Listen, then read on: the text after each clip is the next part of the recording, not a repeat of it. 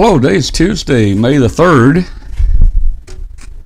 and I just want to welcome everyone to the Amateur Radio Roundtable. I've got a little feedback here I'm trying to fix here. All right, I want to welcome everybody to the show tonight. I think we got a lot of neat and fun things going on tonight. First, I'd like to welcome all of our shortwave listeners out there on WBCQ, The Planet, on 5130 kilohertz up in Monticello, Maine. So if you're on shortwave tonight listening, be sure and come over to, if you got a computer, come over to w5kub.com. That's w5kub as in bravo.com, and you can watch the show and even join us in the chat room. And if you're listening on shortwave, we'd love to have a signal report. Send us a signal report to Tom at w5kub.com and let us know where you are and how the signal is coming in tonight. So just wanted to also mention to everyone that we'd love to have you join our Facebook group. There's a Facebook symbol at the bottom of our page. It's kind of hard to find, but if you'll go down to the bottom of our website, there's a Facebook link. You can click on that, and please join our webcast Facebook group. That way you'll know what's going to be on the show next week and what's going to be live and where we're going to be next. And it's just all kind of ham radio things going on there. So please be sure to do that.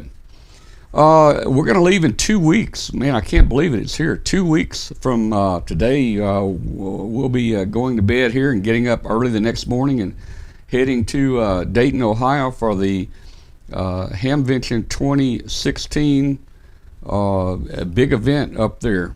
We'll actually be leaving 2 days before Hamvention starts. We'll be leaving on Wednesday, May the 18th, and we will be streaming that drive live. So you never know what happens. You might see us get pulled over by the police. That's happened before. You never know what's going to happen. So, you know, we may be in rain. Who knows what we're going to be in? It's always interesting. But you can actually talk to us while we're driving in the chat room there. We're doing something this year we've never done in the 13 years that we've done a webcast. We're actually asking for financial help in the way of any donations if anyone would like to donate to the show. And what we've done this year is for anyone that donates, we've got 60 prizes we're going to give out to our viewers. You don't have to donate to win a prize. We're going to give out 60 prizes, but we wanted to show our appreciation for our donors. And I'm not Riley. I had to sign up here saying I was Riley, but we'll introduce Riley in a minute. I'd like to show our appreciation to anyone that donates. This is a very nice prize. We're going to be giving away one similar to this. This is the CAA. This is the Comet CAA 500 antenna analyzer, and this thing is built like a brick. It feels like a brick. It's about as heavy, and it is a neat and it is a great antenna analyzer. But let me tell you, this is the old model. This is the CAA 500. We're giving away the CAA 500 Mark II, and I've got a picture of it here. I'm going to show you what it looks like. That's what it looks like right there. It actually has the display where it will give you a graphical display of your SWR and impedances and all those things. So it is a cool meter, and one you just almost can't do without. So what we're going to do is this: for every $10 that you donate, we're going to put your name in the hat for the CAA 500 Mark II. So, you know, if you donate $20, your name's going to go in the hat 2 times. $30, your name's going to go in the hat 3 times, and that's going to increase your chances. Now, I don't know how many people are going to donate.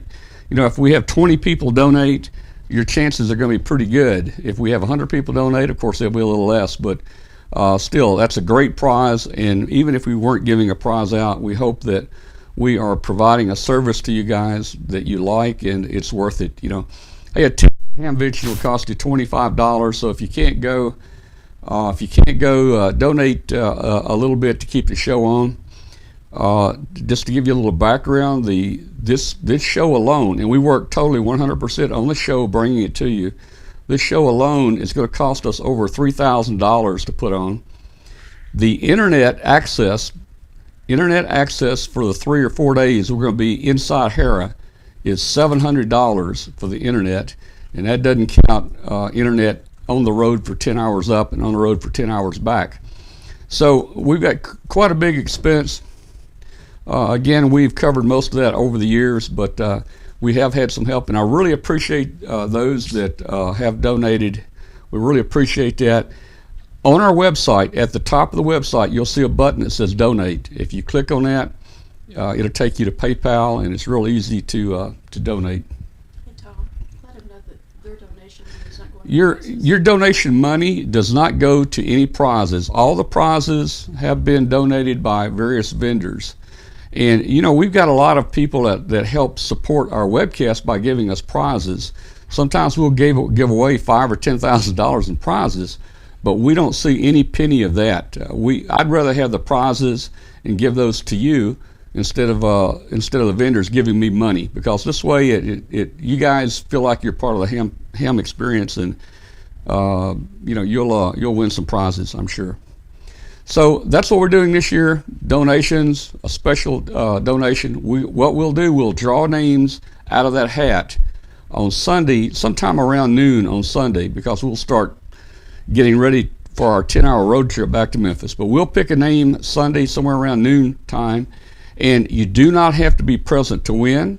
You do not have to claim your prize. If we pull your name out of that hat, that prize will be sent to you.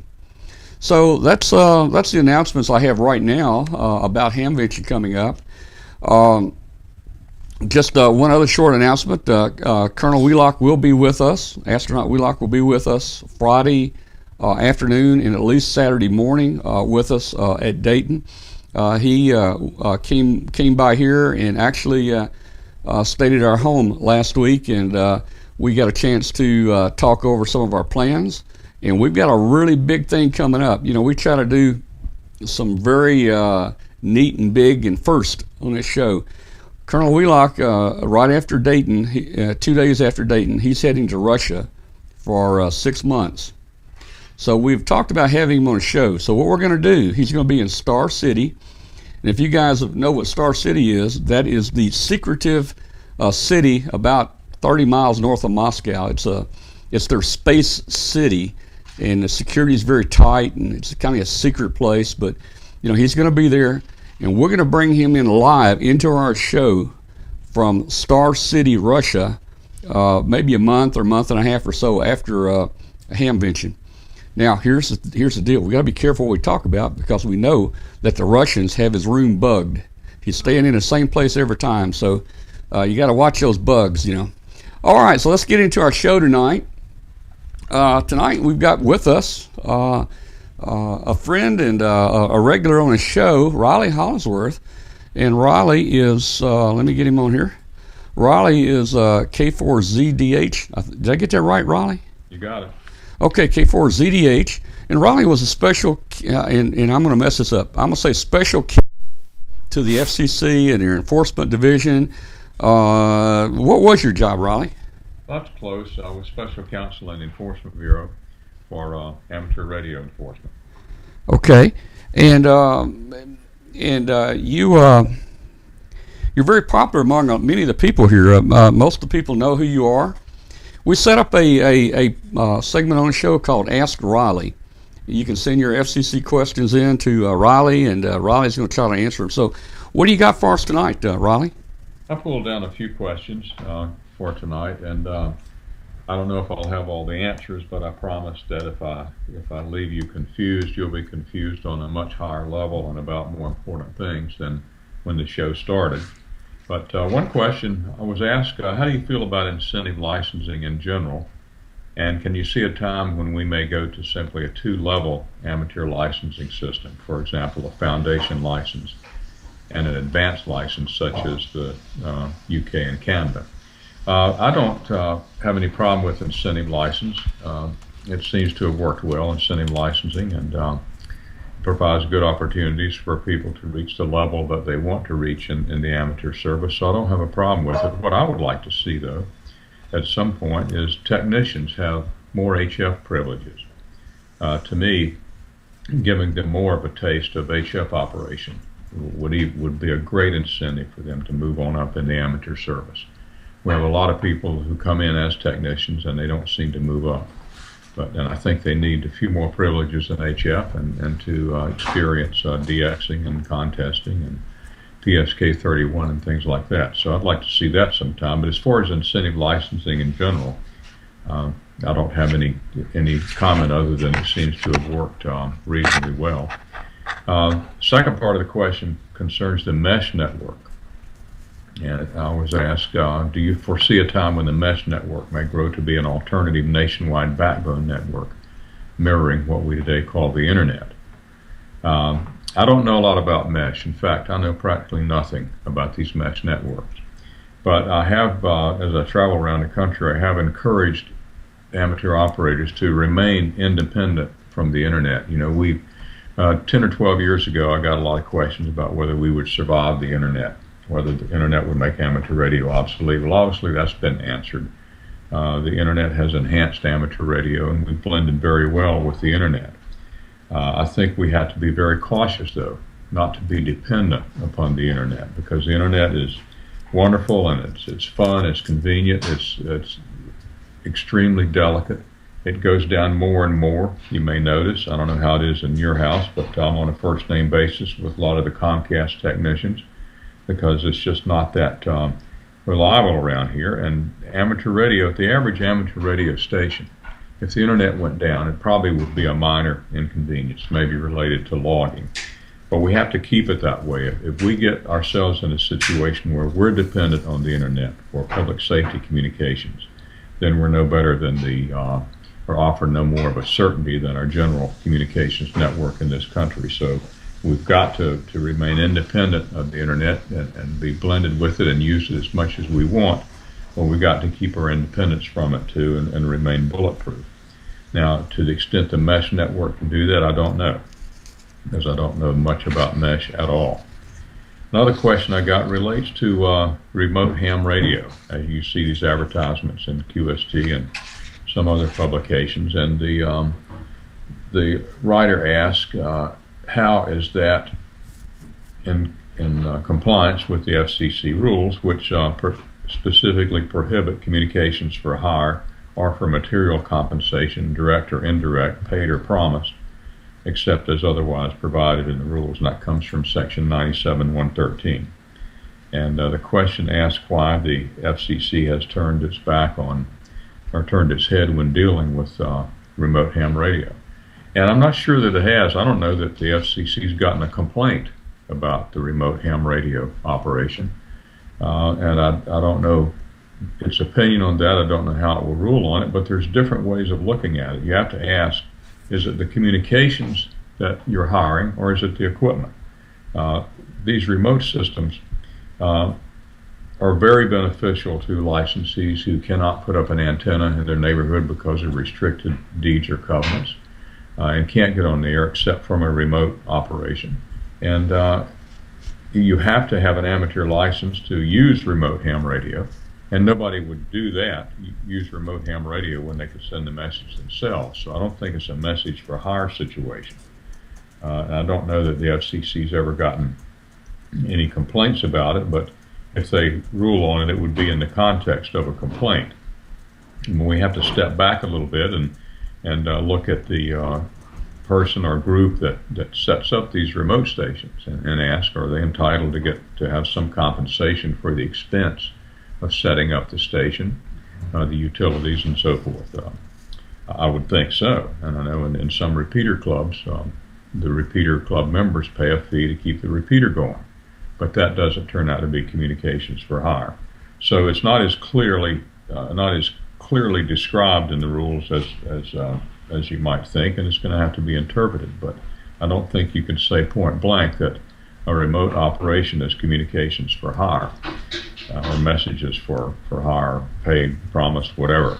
I think there's more to it than that, and we'll probably see more development on that. But As things progress, the FCC doesn't jump in and start issuing rulings left and right. They let the technology progress and then step in on a case-by-case or complaint basis and evaluate the things. And that's one thing about amateur radio, is that we have a very small set of rules when you think about all the technology and the advantages we have, the power advantages, the frequencies, and so forth. Our rules are actually a very small set of rules. I know that our rules are not, rules in the amateur radio service are smaller than a lot of the rules related to state parks in this part of the country, I've noticed. So the reason for that is to allow us to experiment and develop and try new things. And so we'll see where the FCC comes down on this, but I don't see it as a point-blank violation of that rule, 97-113, just because the person is getting some compensation for having an amplifier available, a tower, a rotator, maybe multiple towers, multiple stations, and so forth. But anyway, that remains to be seen, and we'll see how the FCC comes out on that. Let's also ask about the Danny DeLeese case in Queens, New York. DeLeese was arrested by the police department for interference with police communications, and this was several days after the FCC had just been there to see him. So I don't know how you explain behavior like that, but that's an open case, and the FCC, I am told, is communicating with the police department. The police department has seized the equipment, and the FCC is working with the police department. In fact, the FCC, I believe, just issued a notice of unlicensed operation.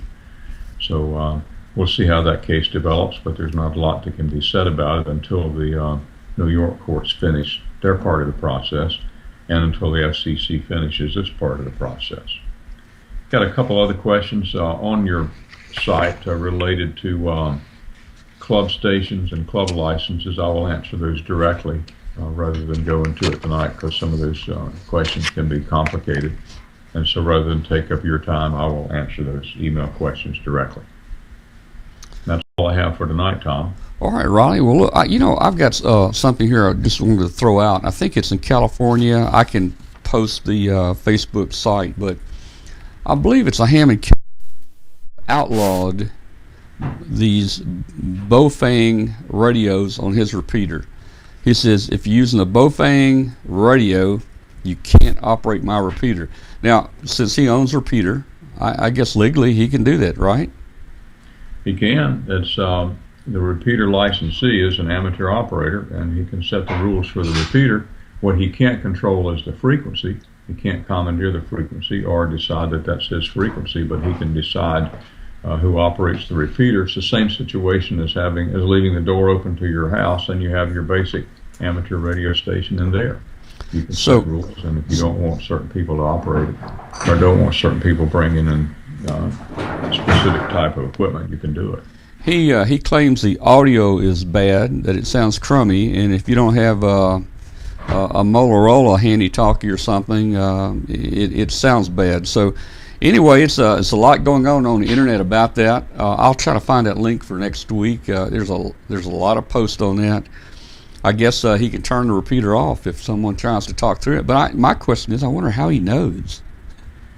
Yeah, I don't know. There's a lot of bad audio in the amateur band. Yeah. There's a lot of broadcast quality audio that is ridiculously wide, and far so wide that it's rude, especially on 75 meters.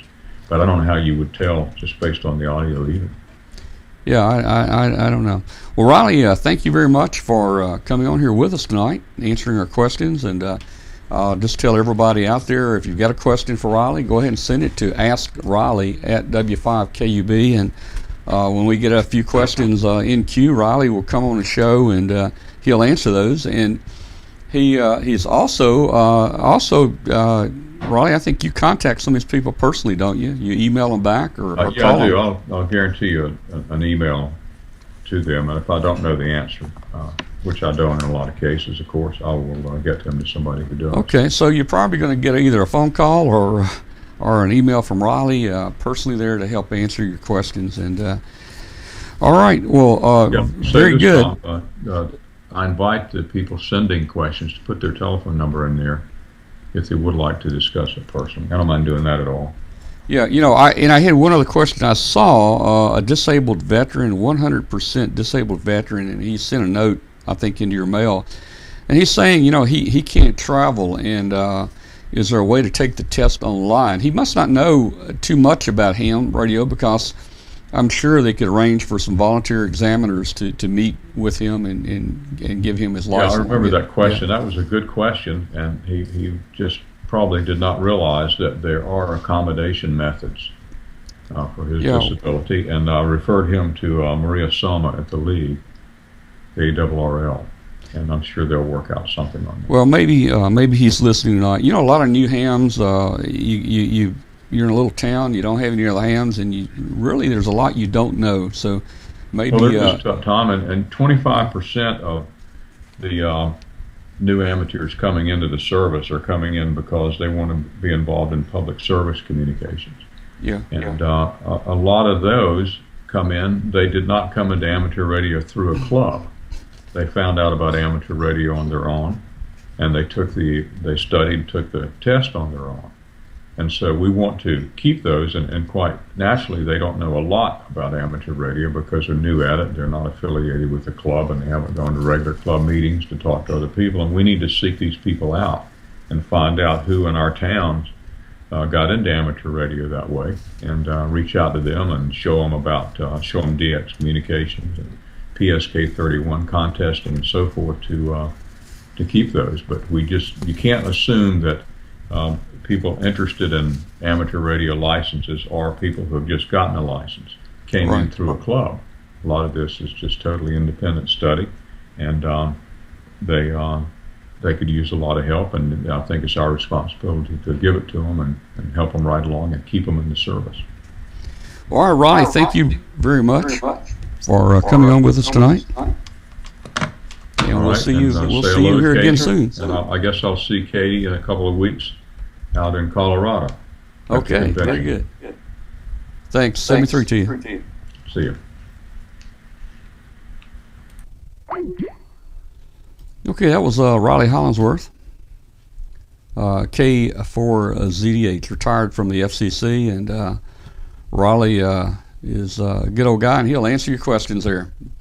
Let's see, just a quick announcement. I'm going to try to do it between segments here. We've got a lot of neat things coming up tonight. I'm welcoming all of our WBCQ listeners on 5130. I was just looking at the chat room. It looks like we have a few overseas people. I saw one in Dublin that was listening to the station and said it's coming in pretty good over in Dublin. So that's cool. And if you are listening on WBCQ, you can join us on the web at w5kub.com, w5kub.com. And let's see. I'm going to now, let me see if I can get our next guest on here. And we're going to have some fun here.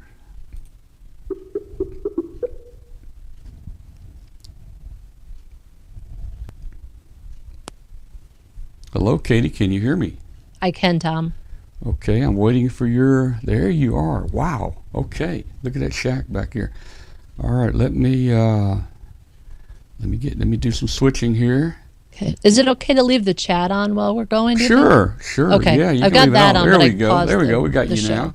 Oh, okay, guys. Hey, I want to welcome a new guest on here tonight, Katie Allan, WY7YL. Now, I sent several emails or posting out today, and I spelled Katie's name wrong. One place I spelled it Allan, and it's Allen, so I wanted to correct that. But everybody, I think, knows Katie. And I was telling Katie today that I keep wanting to call her Katy Perry. So I should play some Katy songs tonight, but I just didn't have them here where I could play them. But we've got Katie. She's been a ham probably over 10 years. She's worked for the ARRL membership. I think she was the manager of their membership. Mm-hmm. She's worked for CQ. She's worked for Ham Radio Deluxe. She's volunteering for the ARRL public relations spot. She likes sideband and RTTY. She's a big contester. She likes DXing. She likes field day. What doesn't she like? So, wow! And here we are. What a great connection we have with you tonight. Perfect lighting, perfect picture.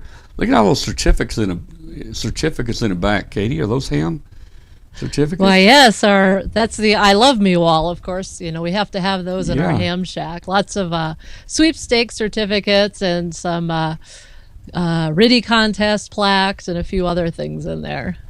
Wow. Well, have you got your Herd Island picture up yet?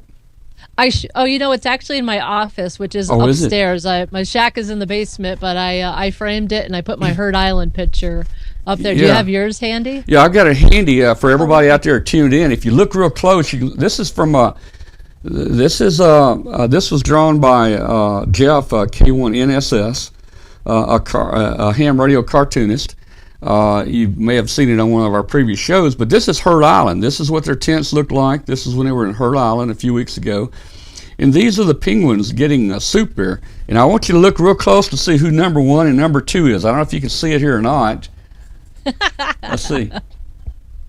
Yep, there we are. Well, I don't know if you can see that. So what I'm going to do is, I've got it. Maybe this is clearer right here. There we go. So you can see right there in line behind me. I don't know how I got lucky. I'm not a big DXer. I'm not a big contester, but somehow they decided to put me in the soup line there, and I really was really honored when I got that. So you worked them. How many times did you work them, and what bands? Actually, only a couple times. I worked them 20 voice, believe it or not, and maybe I can't believe I don't remember this off the top of my head. 15 CW and maybe 12 CW as well.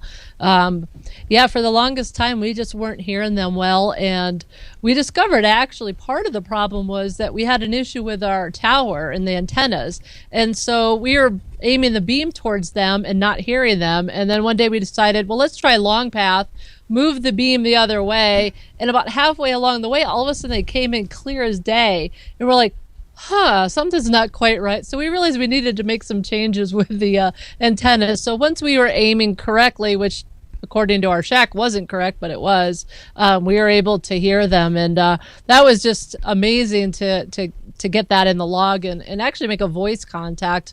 Seems like a lot of times for those faraway places we're doing CW QSOs because CW always gets through. But it was a real thrill to get them in the log, that's for sure. And of course I immediately had to go on social media and brag about it on Facebook and Twitter and hey, I got them in the log. Well, hey, it was a big contact for me.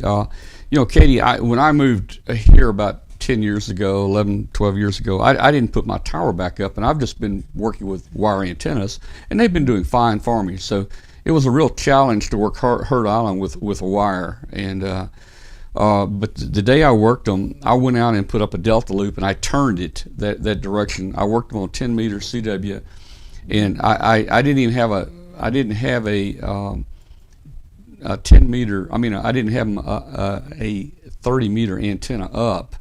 So I threw that delta loop up and kind of positioned it where, and I was having trouble kind of trying to find the azimuth toward them from here. It was a little confusing on where to point, but I guess I found them. They heard me.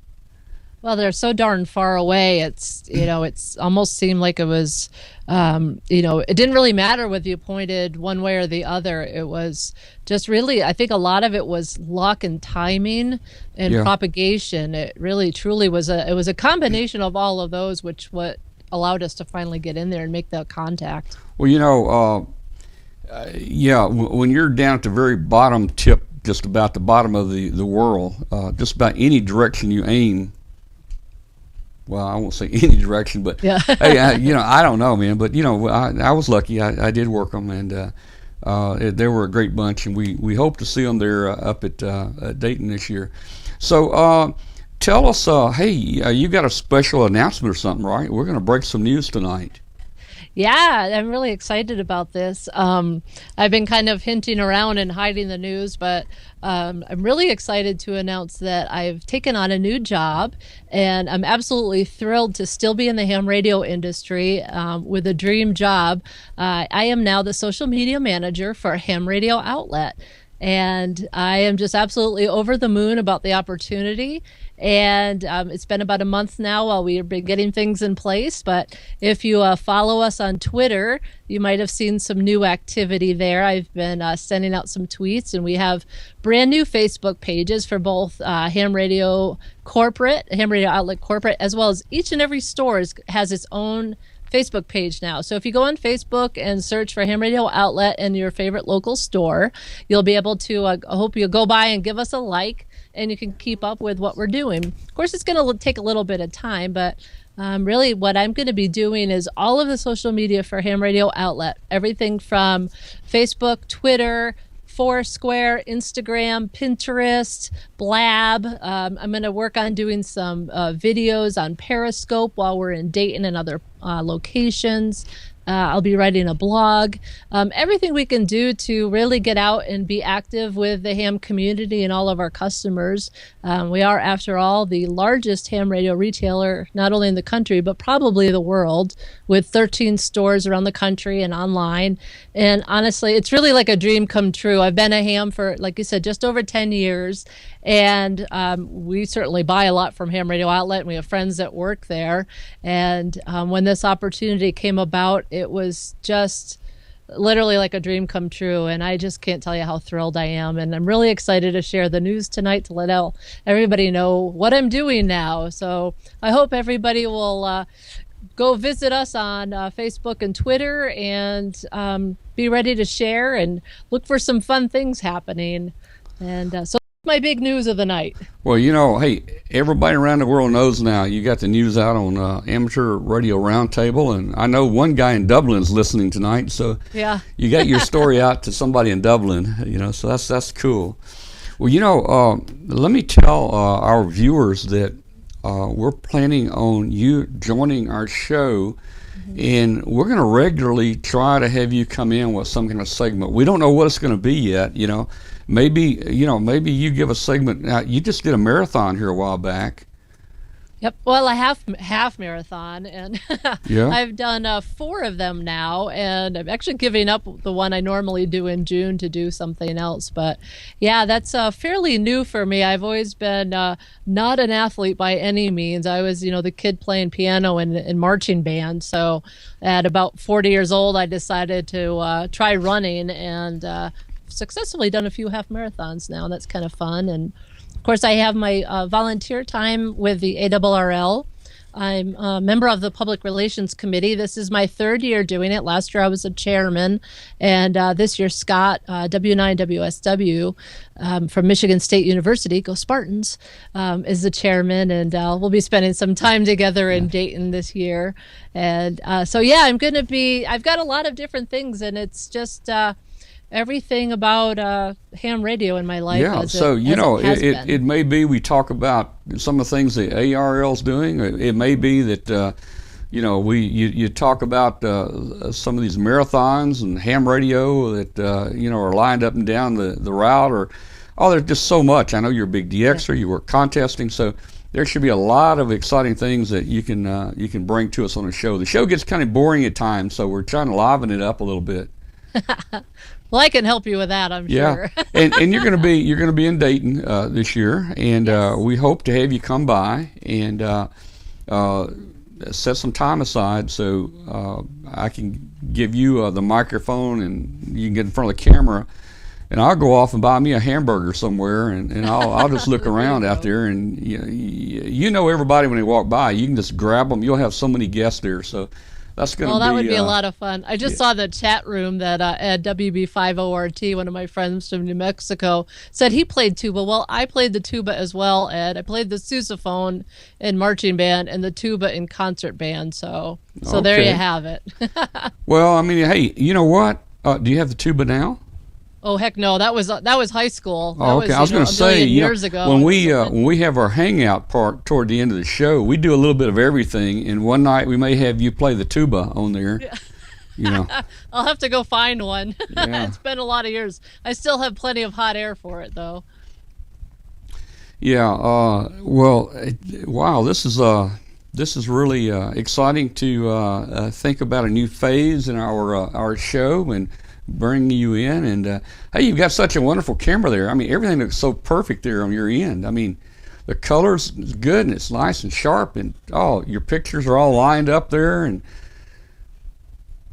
well, that's why I thought this is always a good place to do video when you can have your brag wall behind you. So actually, we've got a bunch more that needs to be hung up. It's we just need to move some things probably to make some room for other plaques. But we've got stuff that kind of goes all over the shack. When we bought this house, this was one of the rooms. We saw this and immediately said, "Oh, there's the ham radio shack." We were renting the house at first, and we asked the gal we were renting from, we're like, "Do you mind if we put a little concrete in the ground for an antenna tower?" And she's like, "No, have at it." And so, it was one of those places when you walk into, you just knew, that's the perfect shack. And we've got two sides. I'm actually sitting on my side of the shack right now, and behind me is Dwayne, my husband, WI7FD. Although a lot of times, I operate over there.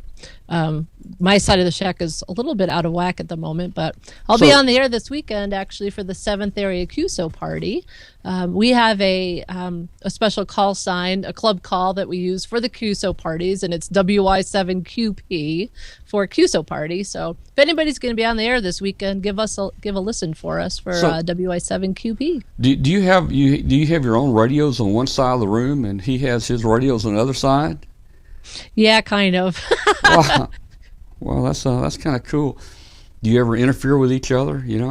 No, and actually, my husband's a control systems engineer, so he's been in the process of creating a control systems and automating the shack so that when we do contests, particularly like for sweepstakes, so when you have a somebody who's running and then somebody's looking for multipliers and you're not supposed to be on the air at the same time, that we can make sure that everything is automated. We don't bump into each other. We can do easy switches for antennas. And we've got some tower work to do this week, not this spring. We're going to put up a 100-foot tower and some more antennas. We've got a 6-meter beam that's going to go up maybe this week. And so we've got some work to do. Glad spring finally seems to be here in Wyoming. It's been a bit of a long spring with a lot of snow. Yeah. Hey, let me just ask everyone out there watching tonight, and even you. Hey, if you guys hear a 6-meter opening come up, text me, send me an email. I'd love to get on it. Back in the 60s, I used to operate 6 meters, but I haven't done much since then. But I did make me a 6-meter loop, and I pulled it up about 60 feet in a tree out here. So I do have an antenna I can get on 6 meters with, and I like to work some 6. So I just need to know when it's open so I can get on it.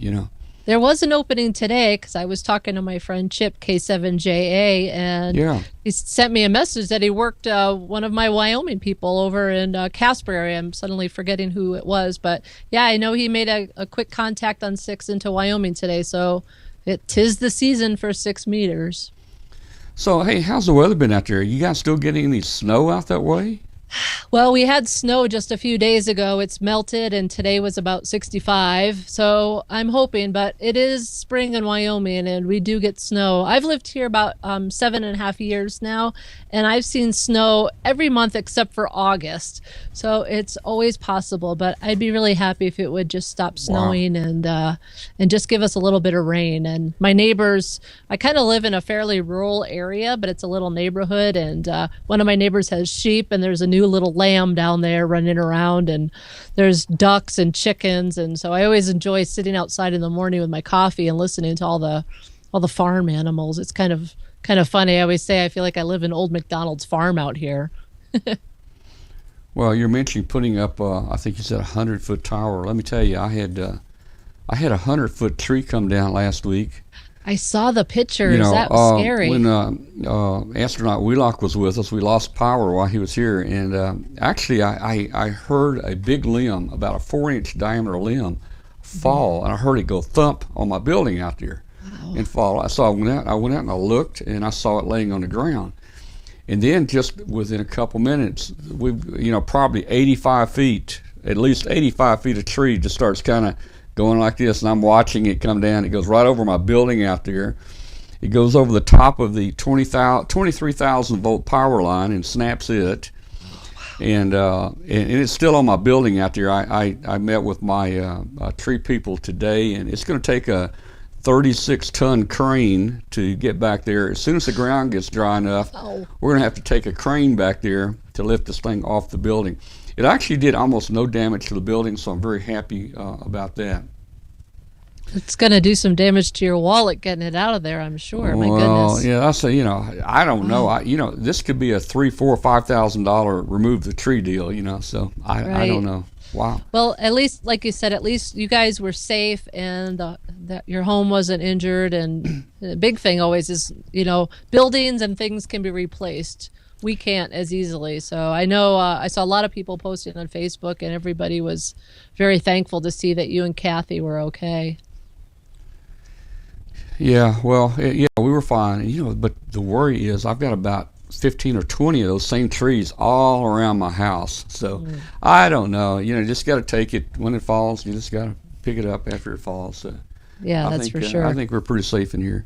I will not go out in my backyard. When the wind's blowing 30, 40, 50 miles an hour, you do not want to go out there when you have 100-foot trees and you have limbs, 6 inches diameter, falling in the backyard. So, wow. Oh, yeah. Growing up in Connecticut, we had big trees like that, and we had a good hurricane go through in 1985, and our neighbors had a limb go down that was the size of a full-grown tree. It was just tremendous, and I remember walking out onto the main road, looking up and down afterwards, and it was just covered in trees. And I don't recall, I was in high school at the time, I don't remember the wind speed at that point, but we've had some ferocious weather out here during field day, particularly when we're on top of the mountain that we live on Warren Peak. We look down on Devil's Tower, and inevitably we get these 80-mile-per-hour winds that come through and take things down. And a couple of years ago, Ward N0AX was out here, and my stepson Joe, who's actually on watching tonight. Hi, Joe.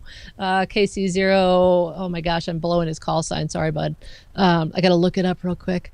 KC0 FWG. They were on top of the mountain, and we had a county tent, which is supposed to withstand 80-mile-per-hour winds, and they were up there literally holding it up as the winds were blowing, trying to keep this thing from blowing off the mountain. And we just get some scary weather every field day, it seems like. And I'm hoping we don't have a repeat of that again. But the weather is crazy scary. And there's so many parts of the country that really get hit very badly.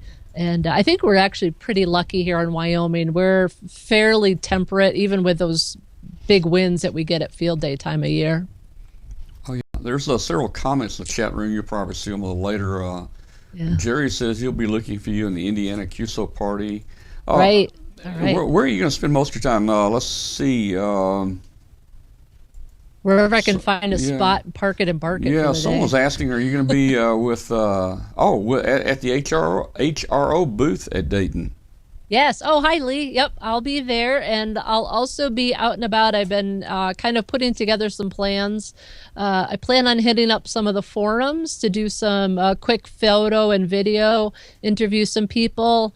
I know Chris is on here tonight. I want to go see him at the Voice of America booth. Go visit the youth forum as well.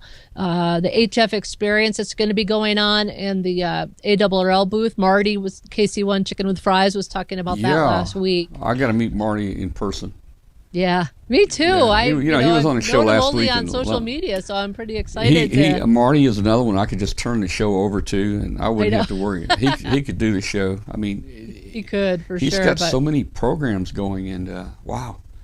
Yeah, super. Wow. He's a super kid, and there's going to be. So I'll definitely, my home base will be at HRO booth, and I'll be out and about. I'm seeing a few people out looking for stores in new locations, so I'll pass that on. I'm sure my boss will be happy to hear that. Yeah, they're wanting. You guys are looking for more stores. Yeah, they're wanting a store up in Canada somewhere. In Montreal. Yeah, Montreal. Yeah. Yeah, that'd be cool. Yeah. All right. Well, let's see, Katie. I'm looking for our next guest, and he is not here tonight. It was going to be Emmett, and Emmett was going to be talking about Dry Tortuga Expedition. Right. I don't know much about that. Do you know much about what's going on with Dry Tortuga Expedition? I think you've been there. I was, yeah, and actually, I was talking with him a bit about possibly participating in that expedition. Originally, it was going to be at a different time, and they had to reschedule it. It's very strict. We were there actually on vacation. My husband took me to Key West for my birthday, which is on New Year's Eve. And part of our trip was to go out to Dry Tortuga Island and to where Fort Jefferson is. It's a 2-hour boat ride from Key West, but it's a very strict rules there. They can only have upwards of 10 people can camp at a time when they're there. So the crew that's going when they go out there to operate, they can't operate inside of the fort. It has to be just outside of it. There's the boat that comes out every day from Key West with visitors to tour the fort and go swimming and what have you. They have to bring all of their own supplies, their tents, their water. They have to, basically it's when they show up, and they're going to leave with it all of the same, and they'll operate from just outside of the fort. There's a camping area. And I know there's a lot of things that they had to do to get this organized and set up, and they'll be there for, I think, 3 days or so. But I think it's going to be a lot of fun. It's a beautiful location, and can't wait to see them. I saw Emmett post something a little bit earlier, so I wonder if he's had a little difficulty with settling in for the evening. The dates on there are going to be May 6th through the 9th. That's why we were going to have Emmett on tonight. Yeah. Emmett, if you're listening, I don't see you... available on Skype, so let us know, Emmett. Maybe you got a different ID or something than we used before, but anyway, that's okay. We have plenty of things to talk about in our show here, and in just a few minutes we're going to go to Hangout and have a lot of fun. No telling what we're going to talk about in Hangout. Let me just stick around there a minute, Katie. We're not finished yet, and okay. Let me just go ahead and make another announcement here again. So we'd like to welcome our WBCQ international shortwave listeners to our show tonight. And for the ham radio operators, you might want to tune in on 5130 kilohertz. If you're listening on WBCQ, you can go to the web to w5kub.com, and you can join us on our website and watch the video and all the things going on here. Okay, let's see what else was I going to talk about. Okay, yeah, Dayton's coming up in 2 weeks, guys. We're going to see you guys in Dayton in 2 weeks. We're going to go live on Wednesday, the 18th of May. We'll be broadcasting our drive live, the 10-hour drive live. Kathy will probably drive some. She may get a speeding ticket. I don't know. I got a speeding ticket. Well, I didn't get a ticket. I got stopped once. So you never know what you're going to see. We had people all around the world taking up a collection to bail me out of jail that day because we were. It was pretty serious, but we survived it. So I listened in on the last trip you guys took. It was a lot of fun, and chatting with you and watching your progress, and the continuous conversation of everyone in the chat room, and I think you got in trouble after one point because you were recording, and I think I won't bring it up, but Kathy. Oh, that's where Kathy said you need to kiss me. I remember that. Oh no. Yeah. So you heard that, Kate? Okay. Yeah. Oh, yeah, I was there for that one. You're like, we should kiss more often. Yeah. I'm like, I love this. the interesting thing about being live is you got to be careful with with what you say. So you got to be careful. You don't call somebody stupid, and you got to watch it. So anyway, yeah, that was a blooper, I guess. Anyway, here you go. For you guys that just tuned in, you probably know what this is. This is a CAA 500 antenna analyzer. We're giving away 60 prizes on our Hamvention webcast in 2 weeks. 60 prizes. Somebody's going to be lucky. And for all the people that have donated money to help support us, we're going to set aside the CAA 500 Mark II. It's the new one. It's newer than this one, for just a drawing just for you. And let's see, I'm gonna see if I can put it up here. There it is. So that's what it looks like. It's got the LCD readout there where you can actually see the graph for the SWR and so forth. So we're going to do that for just our viewers. So for every $10 you donate, we're going to put your name in a hat one time. So if you donate 20, you get 2 names in. 30, you get 3 names in. And we're going to backdate it to April 2nd. That's when we decided to do this fundraising. So on April 2nd, we put a GoFundMe account on our page. We also have I'm reading the chat room. We also have a PayPal on there. So we're going to backdate it to April the 2nd because a number of you guys have already donated, and we want to make sure that you're included in that.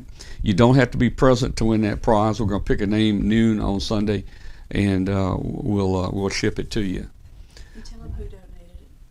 And that was donated by Mick Stornick at NCG. Sometimes I say NGC, but it's NCG, and he's the comic guy for the U.S. I think he's the. Katie, maybe you can tell me. Does he own the U.S.? Yes. I believe he and his father own that company. Yeah, he is the main importer or distributor or whatever for Comet products. Right. NCG, and Mick is the one donating that. He's been donating one each year for us to give away. So Mick will be sending that prize out to you. We don't have any of the prizes here to send out, so it'll go directly from the donor to the person that won the prize. Okay, I tell you what, let's do. Emmett is still not showing here, so I've got a little video I want to play just for a second. It's kind of neat. It was last week. I recorded it. It's about 9 minutes long, and then after that, we'll go into our hangout. Now, Katie, you will not hear the audio, so Okay. Don't get worried if you're not hearing audio. So let me play this real quick. I think it'll play, and then we'll come back after it's over. So here we go. Army. That's right. You retire this past year? I retired from the Army October 1st, 2012. Oh, okay. I returned. I did a little bit of flying in Afghanistan after I returned from my space mission. Came home from Afghanistan to retire. So I retired, and now but I've gone over to the civilian side of the Astronaut Corps. So I'm a civil servant now with the NASA Astronaut Corps in Houston. Well, I tell you, Doug is so busy. He's traveling everywhere. We've been talking all day today about all the places he's been and all the places he's going to. And we got some wild stories. I got some really good stories, and we're going to let Doug tell those when we have him on our webcast. I'm sure the question is, Doug, when are you going to go back up? Do you have any ideas? Well, I hope I'm kind of targeting the summer of 2019, so about 3 years from now. And I don't know yet if it'll be, I'm kind of hoping it's on one of our new commercial vehicles that we're building, either SpaceX or Boeing, sometime in 2019. If not, I may go back up on a Soyuz again, a Russian Soyuz. And so we'll see, but I'll certainly let you know. Well, I was going to say, which way do you prefer to go up? Tell us real quick about your ride down in the Soyuz. Your first time to ride that thing down. Excuse me. How was it? Yeah, the Soyuz capsule coming back is much different than the space shuttle. Is the only thing I really had to compare it to, and it was, to put it in a synopsis of the ride back home in a Soyuz capsule. It's like going over Niagara Falls in a barrel after they've lit the barrel on fire. It's kind of like that. So. And could you put maybe a car wreck with that or something? Yes, and I'd heard it described as the re-entry and the descent and everything. I heard it described as a series of loud explosions followed by a really bad car crash. That's Oh, another way of that's a putting good it. way to. And that was a good description as well. Yeah. So, I forgot to do one thing, Doug. I was gonna put us in a different environment here. Oh man, let me find it for our viewers. I know they're gonna want to see this, and I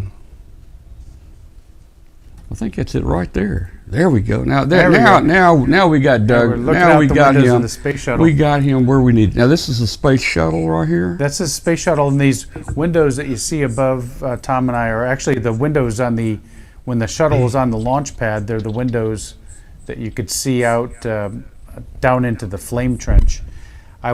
Where I'm sitting right now is about where I was sitting on the space shuttle when I went in 2007, and that window was right above me, and I had mirrors on my wrist on the outside of my gloves. And as soon as those main engines lit on the space shuttle, I held those mirrors up to that window. And I just lost your hands. Did you see that? Did you see that? Yeah, there you go. Okay. So I'd hold my hands up, those mirrors up to that window above my head, and I could see right down into the flame trench behind the shuttle main engines. It was amazing. So that's what the mirrors are for? Are they there to the help mirrors you are see? also so you can, if you need to throw a switch behind you, you can we actually had little probes that we could use to reach a switch or a circuit breaker, and we can use the mirror to kind of guide us in. Yeah, okay. I wore those wrist mirrors on my spacewalks as well. Very handy. There we go. Here we go, Doug. And this is what happens. This is what happens to water in space. It just floats around. It just floats around like this. So if you want water, you grab just grab it, take a drink. Yeah, and then just put it back out right there, huh? And when you get through, you just open the door, I guess, and throw it out, right? That's just right. Throw it out right there. Okay. All right. Well, Doug, we are so glad to have you here, and we're looking forward to having you on one of our Tuesday night shows. It'd be Wednesday morning show for you. The sun might not even be up. What time does the sun come up over there? Well, it depends on what time of year. Now during the summer is actually the sun stays up pretty long time over there. So 4 o'clock in the morning, it might still be coming up. I have been in the Netherlands a number of times, and I was amazed when I would first started going there that I'd go to bed in a hotel and I'd open the curtains at 3 o'clock in the morning and the sun would still be shining. So maybe the sunlight will be up. And is there any view? You're going to have the same office or hotel or apartment or whatever? Yeah. So we have excuse me.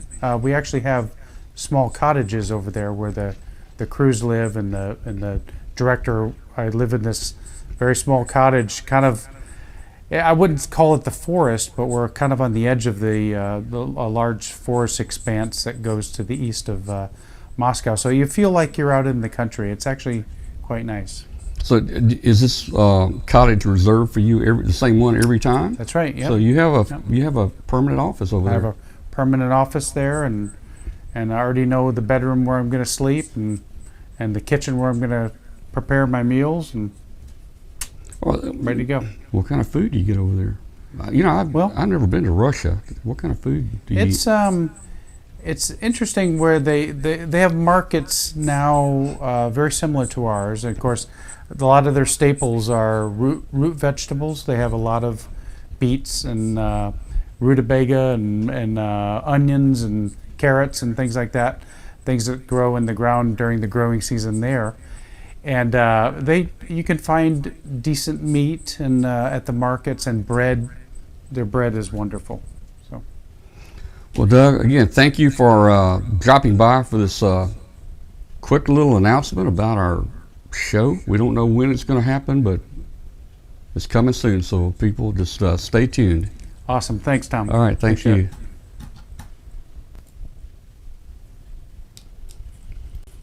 All right. So that was, I think we missed the first part of that.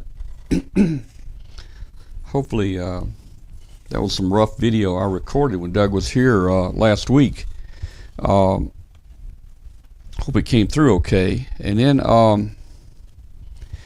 I was talking to Doug, and again, this is he knows this place is bugged because he said he says, why would anybody have 5 smoke detectors on the ceiling? So it's it's it is. They bugged the U.S. Embassy when they built it over there and all those things. So I don't know if we can talk a lot about that when I have him on because the Russians will be listening. So we got to probably be nice tonight. We have him on that way. Maybe we can have him on again sometime. That would be really neat. And there's got to be some Russian ham, so we gotta maybe entice them that way. Yeah. All right, well, you know what? It's 9 o'clock. This is probably early. Oh, I saw a question in the chat room. What other planes has he checked out on? Doug has checked out on. You ought to read Doug's bio. It's a very interesting bio. Look him up, Astronaut Doug Wheelock. I think he's certified or checked out on like 50 or 54 different type aircraft. He can fly a single engine. He can fly multi-engine. He flies jets. Of course, he flies a space shuttle. Of course, we don't have any more. When Doug was in, Doug went to Afghanistan, and actually, people really don't know this. I didn't know this, but Doug said that even NASA was flying in Iraq, I think it was, and Doug flew missions in Iraq for NASA. It was kind of one of those black ops type things, where different groups share, and it was interesting. He flew a very high, fast plane, that took pictures. That's about all I can say. Probably that's about. He didn't give me any real detail, but anyway. So yeah, he can fly just probably about anything. Very skilled guy there. So it's 9 o'clock. This is the first time in our history that I think we've finished a show this early, the official part of our show. So we want to go to a hangout right now, our hangout portion of our roundtable, and that's where we all sit around coffee table and we all talk about everything from skiing to smoking cigars to colon scopes to no telling what, And yeah, Katie, that we've got a doc on here with us, and we'll be getting medical. We'll be getting medical help, I'm sure, during this portion. So. This part of the show is still on the webcast. It's being televised on the webcast. I'm not sure how well it goes over for our shortwave listeners, so it's probably going to be interesting for a shortwave listener to hear the next segment of the show. Usually they don't hear this part, so I don't know. We may get run off of a shortwave after tonight. I don't know. So we're going to go.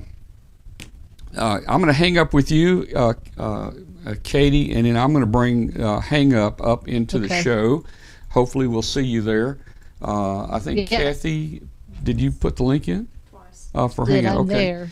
All right, the link is in Hangout. The link is in a chat room. So we'll see everybody over there in just a minute. So everybody, we appreciate you joining us tonight. Katie, thanks for being with us. Thank you. And, it's been a lot of fun. Let's see if I can find something to put on while I try to get a hangout going. Let me see. I hadn't run this in a while. Here we go. We'll be right back. Don't go away. So you're saying I can ask this cat any question? The cat is connected to the computer. You just type in the question, it will read his mind. There the answer comes.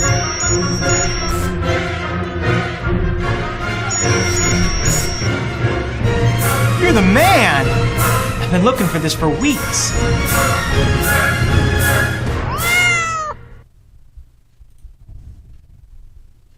Gentry and do a big thing for it. Yeah. All right, how do I do this? I need to come over. All right. I'm confused. Too many. All right, guys. Hello. Can you hear me on Hangout? Hey, Tom. Hey, how you doing there? All right. Another great show. You guys are on the show, so we're bound by internet FCC regulations. So watch your language. Anyway, let's see. I see Katie on there. Let's see who's in the room here. We've got Eric me and JKOJ. And there's Oh, The man. King of Jersey. You know what? Every other week, Google changes my version of Hangout. And last week I had the names over the little postage stamps at the bottom. I had the names of people. Now I don't have the names. So I tell you what, I'm gonna revert back to the old thing. I might lose you guys, but let's see. I'm gonna go to the original version. If I lose you, I'll be back.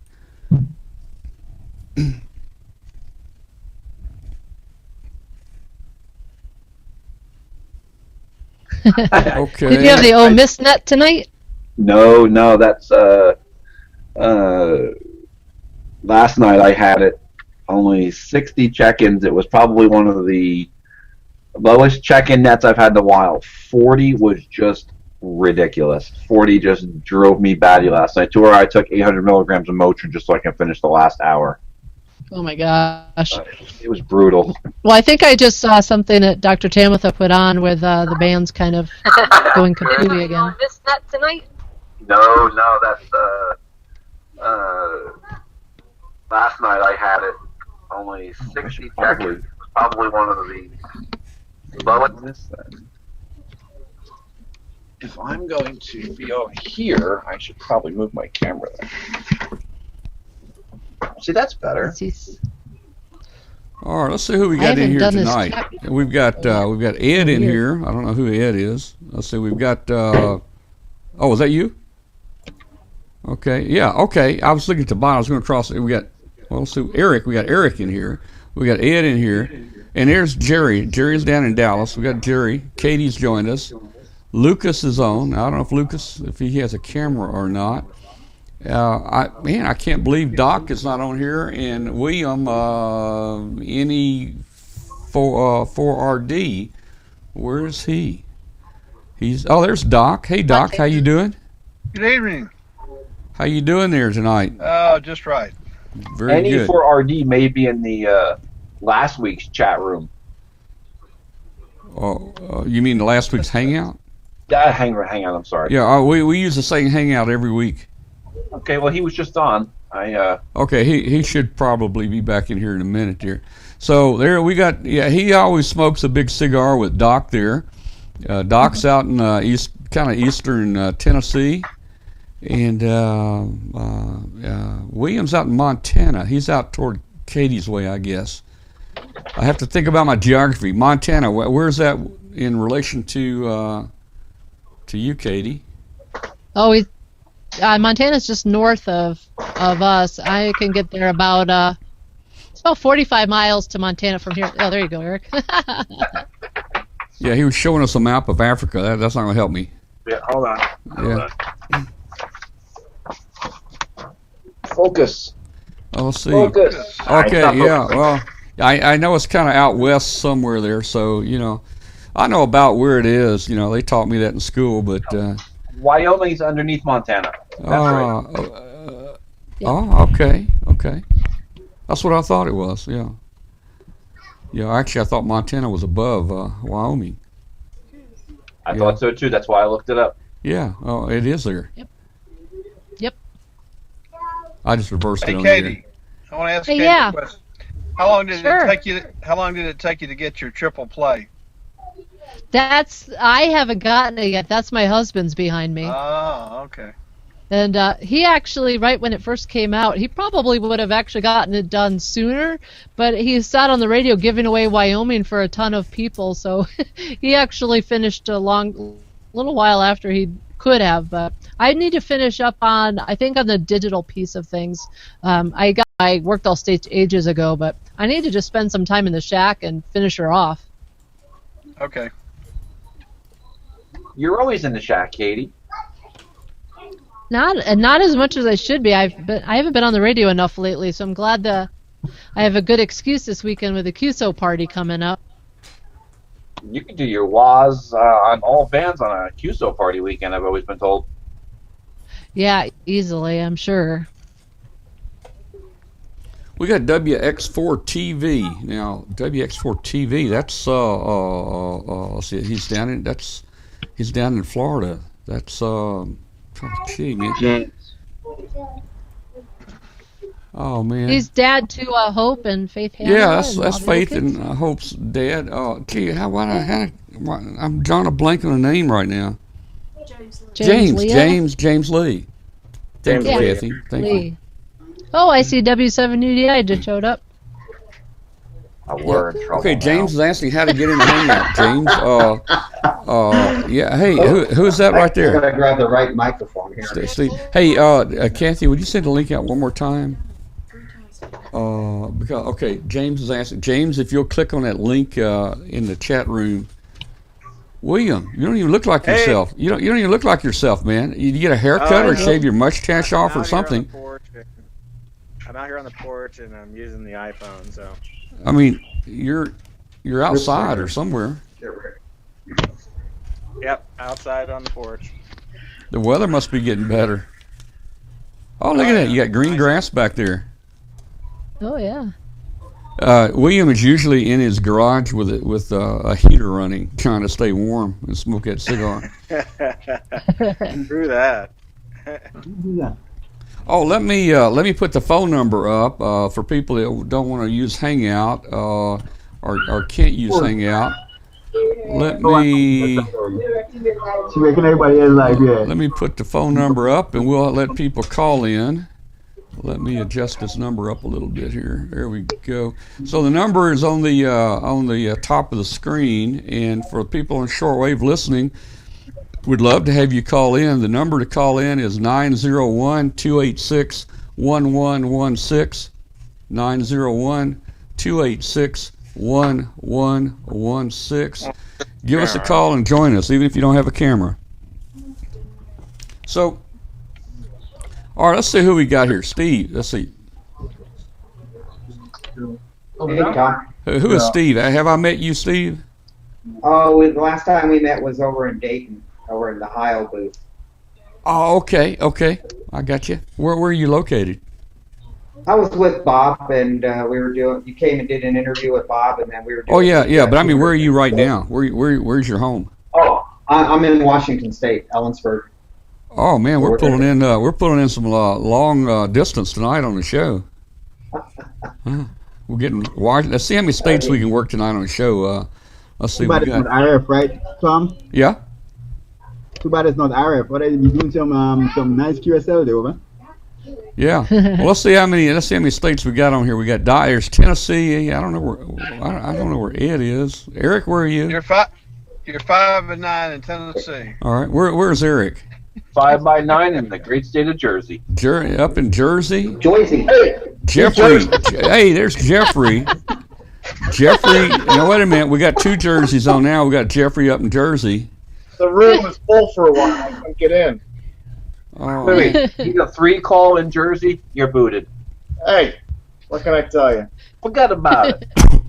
So somebody call a phone number. I want to see if our phone line's working. What's the matter, you? What's up, What's the matter with you? Steve? Am I gonna see you in Dayton? All right. Use guys. Hold it down just for a minute, use guys. Let me make an announcement here. 901-286-1116. Somebody call our phone line. I want to see if it's working. Last week it was jammed up or something. I had to restart it, so it should be working. 901-286-1116. Let's see if Robert at the station. Let's see if Robert at WBCQ is listening up in Monticello, Maine. We don't have Maine on here. Robert at the radio station. Call this number and join us. 901-286-1116. Oh, okay, we got a phone ringing. We got a fish here. Let's see who we got. Hello, who's on the phone? Tom, this is Russ, KQ0BK in Iowa. Hey, Russ. How you doing? Let me turn down the volumes here. Because you were begging for people, I was wanting to see if the phone was going to work. I was trying to get in. I've got my mic hooked up for the chat room, but I don't have a webcam yet. I couldn't get in with the mic. Okay. Phone works.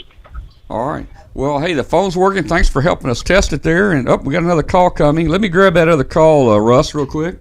Sure. Thanks a lot for calling in, man. Thanks. All right, who we got on the phone? Who do we have on the phone? Hello? Well, I don't know what happened. I think he's gone. I think he's gone. Oh, well, okay, we're back to Hangout.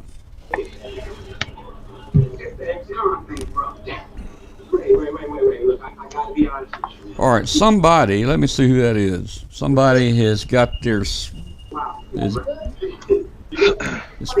Jerry, I think you've got the show on, possibly. You're causing some feedback. What? I think are you listening to the show? I'm hearing some feedback coming back from you. No, my mic is my speaker is muted from the show. Okay, very good. All right, so you guys gonna pretend to run out for a fire call now. Watch out. No. That's not me. 22, not 29. All right, who we got on the phone? This is Bill. This is a sucky call. All right, you're a little weak. Talk a little louder. I'll turn the gain up. Who do we have on the phone? This is Bill, NE4RD. I couldn't get into the hangout. You guys have it all full. Well, it's full. Let me count them. Let's see. 1, 2, 3, 4, 5, 6, 7, 8, 9. Oh, man, Bill, you got left out, man. Yeah, my phone disconnected. I got in just in time. Calling in instead. Yeah, well, you'll just have to keep trying here. We'll get you in here in a minute. Somebody will probably drop off here in a few minutes. Yeah. Well, great show tonight.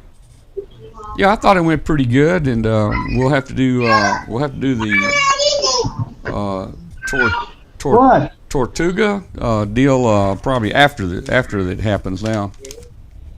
Yeah, they're starting pretty soon tomorrow. Next day. It starts the 6th. What's today? The 3rd. Oh yeah, so a couple more days out. All right. Let's see. Katie's in there. Jerry, Jeffrey. Hey Jeff, you getting ready for Dayton, Jeff? I am. I'm sitting here trying to code my 2 Raspberry Pis to work with the Maestro that should show up before Dayton, so I can work remote. Maybe from your booth. Well, that'd be cool. That would be cool. That would be cool. We may be able to give you some internet to get on. Well, I mean, I might try to. Depending on how the iPhone or my hotspot works. Yeah, typically what our experience over the years up there has been, your cell phone and your hotspots will not work there. Yeah. On Friday and Saturday, they'll start working about 10:30. About 10:30 on Sunday, they'll start working. Yeah, we could do a 10:30 Sunday then. Yeah. Or I'll have a wireless access point up and. Well, you know what? You're right across from the Flex booth, so I can't imagine that they might not be able to help you with that too. So. Yeah. They'll probably want to show how, but maybe not because they don't have the software to do it yet. So that's why. Really? That's why I'm programming these Raspberry Pis now, so I can get back to my shack. Okay. So that's what I need to do. All right. Well, let's see. I was looking at the chat room. We've got PD0JX. I guess that's Jan in the Netherlands, maybe. Okie dokie. Indiana. Let's see. This is the show. Place is jumping tonight. Yeah, Hangout's full. That's for sure. We got a harmonic there that's harmonicizing. Hey, is this how the old Miss Nets go there, Eric? Yep. I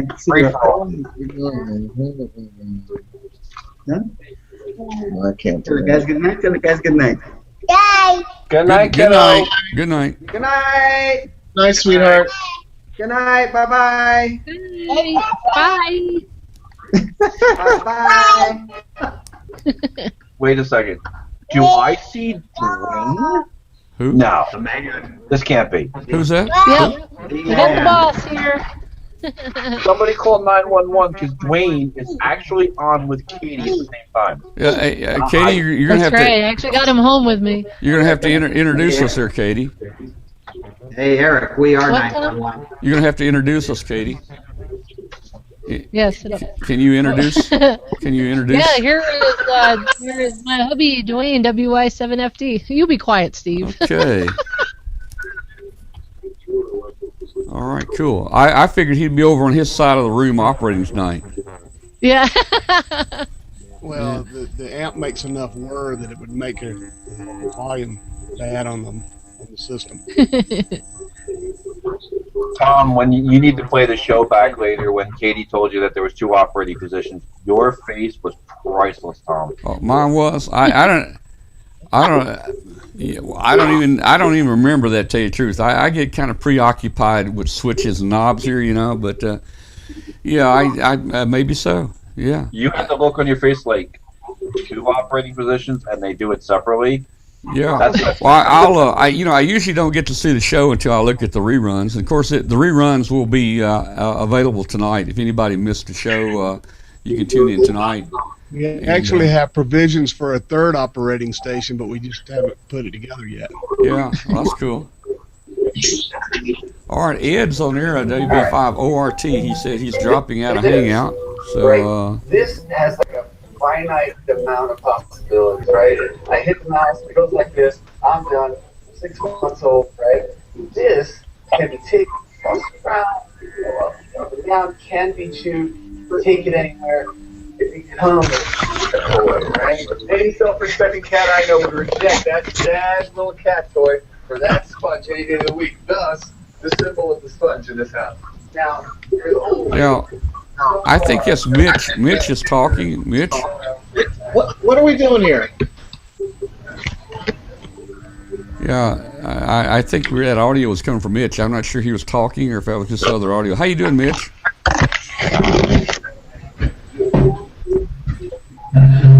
I think it's coming from Eric. No? I'm watching the little lights. Okay. Let's see. Eric, Eric's got a little on there. How you doing, Eric? Oh, he's muted now. Well, there's Mitch. Mitch, how you doing tonight? How you doing? You hear me okay? Can you hear me now? Yeah, I can hear you now, man. Mitch was on our show. Was it last week or the week before? I can't keep up with it. Yeah, the week before. Oh, okay. Cool. Cool. We're starting to get more people on Hangout now. More people are starting to join us. Hey, I sent you that email back today. Hopefully it was clear enough. It had to get on. Yeah, I saw a link. I clicked on it, and here I am. Yeah, all right. I think the secret is you got to have a Google account or maybe a Google email, Gmail address or something, or you can't get on. But most people have that nowadays. All right, so we've really done good tonight in stopping up our 10 slots here. 1, 2. I don't think you've ever done that before. 9, 10. Yeah, most of the time we don't have 10 on at one time. It's the cigar smoke that does it. Yeah, and your cigar brings all the boys to the hangout. Yeah. Oh, there's a woman in here tonight, so don't discount that. That's right. She might smoke a cigar too. Never know. Well, for all you guys that are new tonight, that's Doc. He always has to he has to sit out in his car and smoke. Doc's out in his car right now. My man cave. Hey, Doc. Doc. Doc, my 3-week cold. It every week it changes to something else. Now it's a cough. What's the prescription for this? I cut back on my intake of water. And I actually feel better, too. So maybe that had something to do with that. And when I get the next blood test, I'll let you know. Okay. I'll probably see you at Dayton. Doc, I need a new prescription this week. We'll see each other at Dayton, for sure. I need a new prescription this week, man. It's been 3 weeks now. I'm going to bring you some moonshine. How about that? I've got a phone ringing. I'll be right back. That'll kill everything. We'll sterilize it. Did someone say moonshine? Oh, yeah. Well, someone's ears perked up. Yeah. Dwayne just left to go get some scotch. I can't have any antibiotics right now from Oh, excuse me, I didn't mean to cough like that. I should have turned you it. want to holler "Hidey ho," as they say on the song. So. Oh yeah. Howdy ho! You know, I just hung up on somebody. I hit the wrong button on his phone. So it was a Florida number. So let me see. Could have been mine. Maybe it was James. Well, it may have been James. I'm gonna call him Maybe back. maybe Emmett. Oh, I don't know. Could be. Because I just looked at his and he checked in 18 hours ago to Kennedy. Wow. I'll be back in me. I'm gonna find out who this is. Wow, that's right. Kick you out of New Jersey. Hey, Don. What the heck's in that water in New Jersey? Don, can you send me an email to my, or can I send you an email? I'll give you my phone number. Sure. 67530. Good on QRZ. I mean, is that good? Sure. What's your call, Don? Whiskey Alpha 4, Yankee Mike. Whiskey Alpha 4, Yankee Mike. Why do I know that call? I'll send you an email with my cell phone number. So when we're out of date and we can meet at the pub and we can share a drink. Yep. Not share a drink, I'll buy you a drink. Whatever, you know what I mean. Sounds good to me. All right, buddy. Hey, Katie, Steve's going to send you a text message in a second. Okie dokie. I got my phone right here. I am? Yeah, Steve. Oh, Well, I think Dwayne's texting him right now. Seriously, Steve, the air pack that is on the fire truck is made to be worn when you're in a smoke environment. Please. I wear mine all the time. Yeah, and the harness for when you're climbing a tower. But obviously, But you've met too many that's times. my harness for climbing tower. That's a different thing. No, but you obviously have not worn it, and you've gotten hit your head a few times. See, look.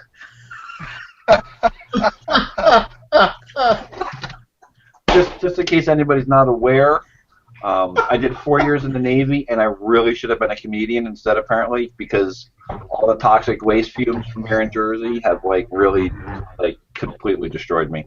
Not really. You're on. The problem is you spent 4 years in the Navy. As a Marine, I can say that, you know. Hey, remember. All right, guys. Remember, you're welcome for all the rides. All right, we're gonna have. And you're welcome for all the times we guarded your reactors. Ooh. Yeah, you do notice that they don't let a Yeah. sailor. Hey, guard the reactor. hello, James. Are you there? Hey, Tom, WX4TV here. Hey, James. We got James Lee on the phone with us, and everybody on Hangouts Hi, James. looking at you or listening to you right now, Katie. James. Hey, James. Hey, everybody. Yeah, I hung up on him while I go by accident there. He's out mobile tonight in his car going somewhere. Hey, I've been following. I'm home from West Virginia. It's gonna be a long night. Yeah, I've been following the kids there and all the things they're doing, and boy, they're really active. They are putting me to shame when I was that age. They had a really good time this past weekend in the Florida QSO party. Just under 450 contacts. They operated for about 18 hours.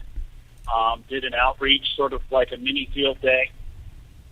People came up, asked what they were doing, and nobody got on the air, but had a lot of people asked questions. And it was a good run, dry run for field day, where they're going to do the same thing, operating field day station, really entirely by kids. And we didn't have any tags this week. They did a fantastic job. Yeah, we got William. You got some feedback coming back from you now. I turned it off. Okay, very good. Well, yeah, man, they'll put all us to shame. We hope to see them again up at Hamvention in a couple weeks. So you guys be sure to come by. You know where we are. They are already waiting to come be on the air. I think they want to get on the air with Marty. They've been talking to Marty on the air on ham radio a lot, and look forward to having them be the interviewer. Yeah, we had Marty on the show last week, and man, that kid is he's man, he can teach us all something. Hey, Ken.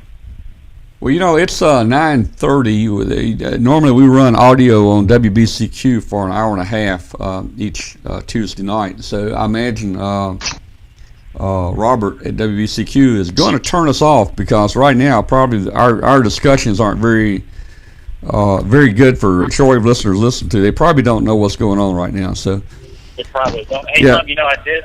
Listen, I'm in South Carolina, and when you guys came on, I tuned in down on 5 megahertz, and I'm on what is it, Interstate 77, right by the North Carolina South Carolina line, and they had a fairly good signal into the FT 857 truck.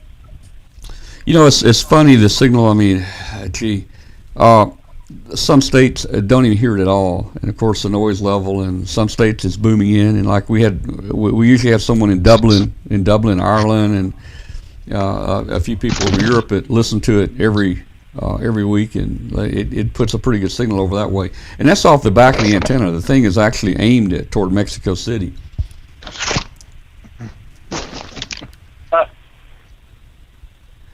So, man, it's strange seeing William outside there with a cigar. It's real.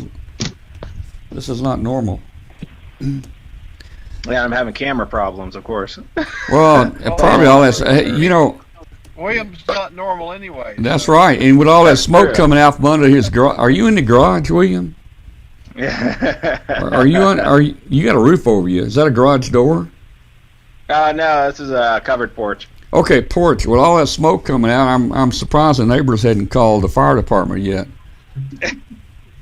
Steve and I'll be right there to put it out for you. Yeah. Yeah. All right, let me give Ron the hangout link. Ron wants to join us. Is the girl's dad still on? Who is that? Is the gentleman in Florida with the young girl? Yeah, he's on the telephone. His name, James is on. That's me, WX4TV, James.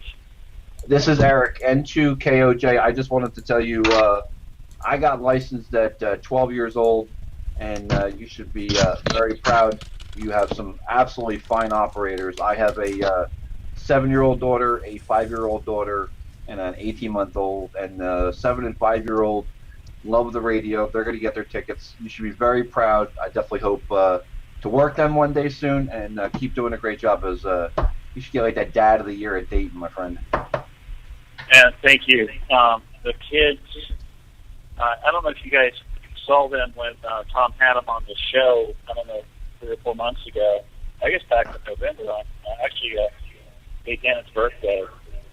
And it was my wife's idea to get them into ham radio. She and I have both had our tickets for a very long time, but weren't active. And the idea was to get our son into ham radio because he wants to build airplanes for a living and stuff, maybe building transmitters and receivers and antennas and stuff might give him a little experience. And the girls took onto it, and they just took off with it. And it's hard to keep up. They've got so much stuff going on. They're really big into contesting. Our oldest daughter is going to be going to the island of Saba with the Youth DX Adventure the first week in August, which is really cool because we're going back and we're going to be operating from the actual house where we used to live when we lived on that island. And if you can do anything, get your kids involved in ham radio, because this has been the coolest thing we've done as a family. To get the kids out, it gives us stuff to do together, it gives us fun. I can't speak highly enough about getting your kids into ham radio. I absolutely agree.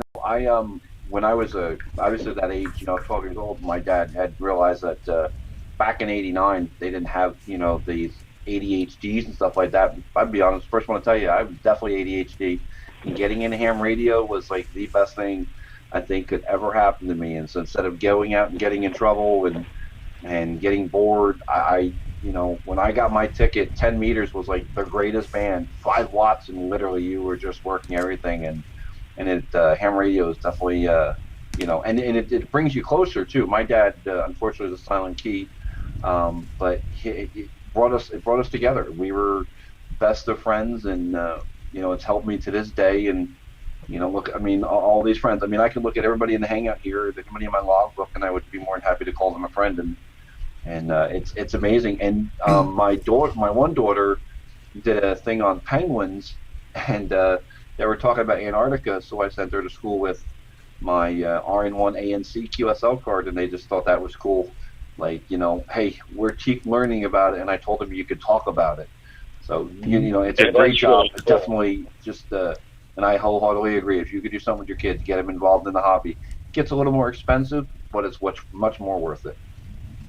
It is. And actually, the kids, they earn the money to build their station.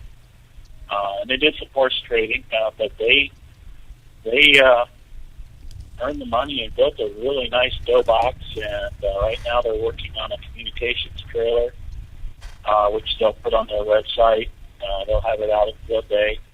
I mean, it's just been really cool. And they've kind of fallen in love with Katie, and always look forward to seeing her at the Ham Fest.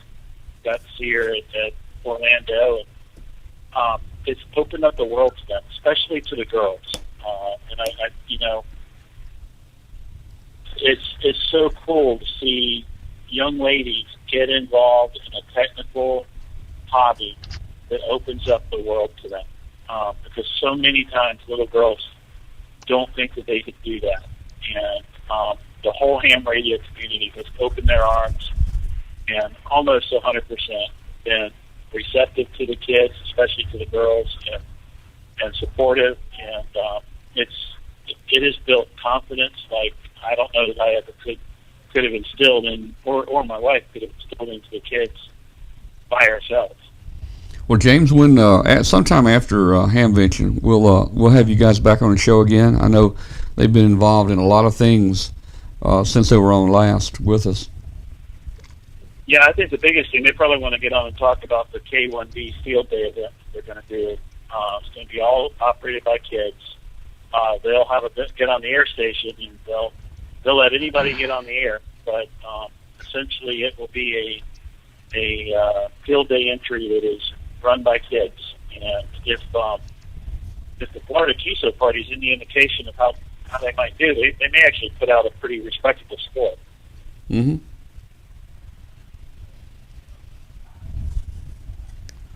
All right. Well, we're so happy to have Katie on tonight with us, and we're going to be seeing a lot more of her. We're always looking for new stuff to have on here, and I think we need to liven and show up with something new. It's starting to get boring, Well. Well, I think between having Marty and Katie on the show every so often, you probably keep things hopping over their time. Oh yeah, Marty too. Yeah, and hey, I'm even thinking about having Doc down here. Doc, I need to have you on the show if you ever get over to Memphis. I didn't know William had the dogs.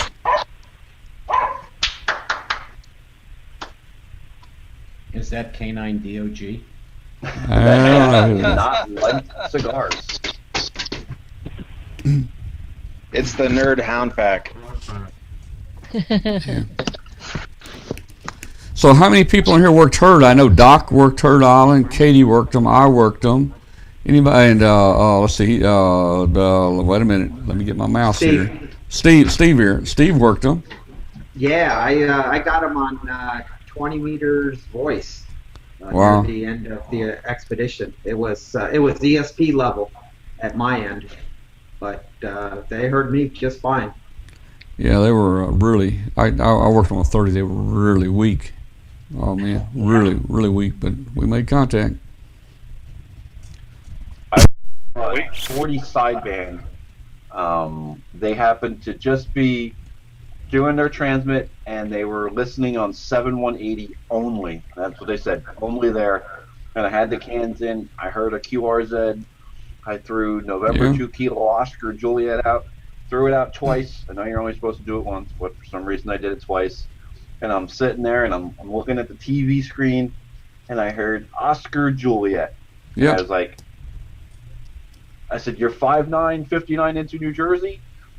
And I heard a... Now, wait a minute now. Wait, isn't there some kind of FCC rule against lying? You told them they were 5'9" in New Jersey? Hey, you know what? It's funny you say that, because we've had this discussion, and I've seen this discussion many times. And I forget who posted it. I gotta find the post. Obviously, we saw the post about you can't use certain radios on a repeater, but there was a post as to why you give them that report. And I said, and it was a long, drawn out thing in one of the ham radio groups on Facebook, and I laughed, and I said, and I made a comment, and I said, yes, I've lied many times to the expeditions, and I said, I don't want to be the one to sit there and give them an actual report and get yelled at. Oh, man. Well, I gave them. Hey, I'll confess, I gave them a 5'9" on CW, and they were really about a 3.49, to tell you the truth. But I didn't want to hurt their feelings. Yeah, we didn't want to cranky them. But I wasn't sure they came back. That logging program they had was just phenomenal. So yeah, I was surprised. Yeah, like this, and it came up. I was surprised. I knew they worked me when that little box popped up and it said, "You've just worked to VK0EK," and I thought, well, I guess that verifies it right there. Yep, that just reminds me. I just refilled my Bluebird card, so I got to go fill out my. Let's see, my card's going to get hand delivered to me when they have them, because they're. Oh no, I'm sorry. That's the South Georgia card. I'm sorry. The South Georgia QSL manager is in my. In my local, one of my the NJDXA. So, but that reminds me, I need to file for that one. That's yeah. Ron K9 ID's on here. He said he couldn't work them with his 100 watts and a wire antenna, but hey, I worked them with a wire antenna, but I guess I was probably lucky. I classify a lot of that's luck now. Now you look at Katie there. We've never heard them in Florida. Yeah. You look at Katie there, and she's got that tower up and all those antennas. She probably had every one of those antennas phased together just to send a signal down that way. It was probably prearranged, I did. No, it wasn't prearranged, but I did work them on the first call. Well, the first night I talked to him, hey, I didn't work them on the air until about right before the third show we had them, and I was going to make them give me a QSL card because I worked them on a wireless mic the first night. I worked them on 632 megahertz here. I don't know what they had on there. I think on there it was probably 2.4 gigs. So that'd have been a neat contact to get a QSL. No, they were that's considered a satellite contact for you. That's crossband. Yeah, crossband. Of course, I was at 632 megahertz. I was a little out of the ham band, but experimental operator. Well, I mean, it's I guess it's part whatever wireless mic. So I was legal. Tom, tonight I figured out something, and I shouldn't say this openly in public because I can get picked up for this, but I finally realized tonight who Riley was on your show. Oh, really? Okay. Wow. Well, there's a few haters. There's a few Riley haters, and let me tell you, I've even. Huh? 28 years, and I've had 4 conversations with him over my ham life. Nothing against me, and I never realized it until tonight. I couldn't believe it, but I realized it. Well, the guy's probably listening right now, so I'm probably causing me some trouble. But the last time I had Riley on, somebody sent me an email, and he was going to sue both of us. The only reason I realized it because I was reading an excellent, fine, beautiful, perfect email from my section guy here in Hudson Division, because we've got a serious jamming issue, and the FCC is coming down on this one guy that's been causing us a lot of problems. And I just seen, it's a special, and I'm like, wait a second. That's wrong. I'm like, yeah, it's the blonde. You're on. Yeah, you should. Riley works pretty good when you get him lubricated too. He's a barrel of laughs at that point. Yeah, we're hanging out with him next week in Colorado for our division convention, and there will be lubrication. yeah, we get him involved with the Wolfgang ceremony late at night. It's a lot of fun. We've done it a few times together, and it's a good time. He's a good sport. So hey guys, how did you like my segment with Colonel Wheelock in the space shuttle? Did you like that? That was great. He felt at home, didn't he? Yeah, he did. He felt at home. I mean, he told me exactly, what this window and what's out here and what these switches are right here. So it was kind of neat,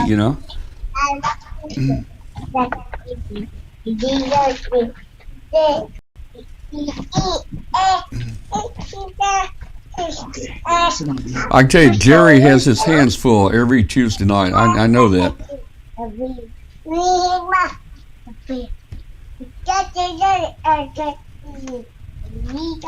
Well, Tom, I think we're gonna log off here for the evening. Well, I know that I think your hubby there has to get up like at 4 o'clock or something.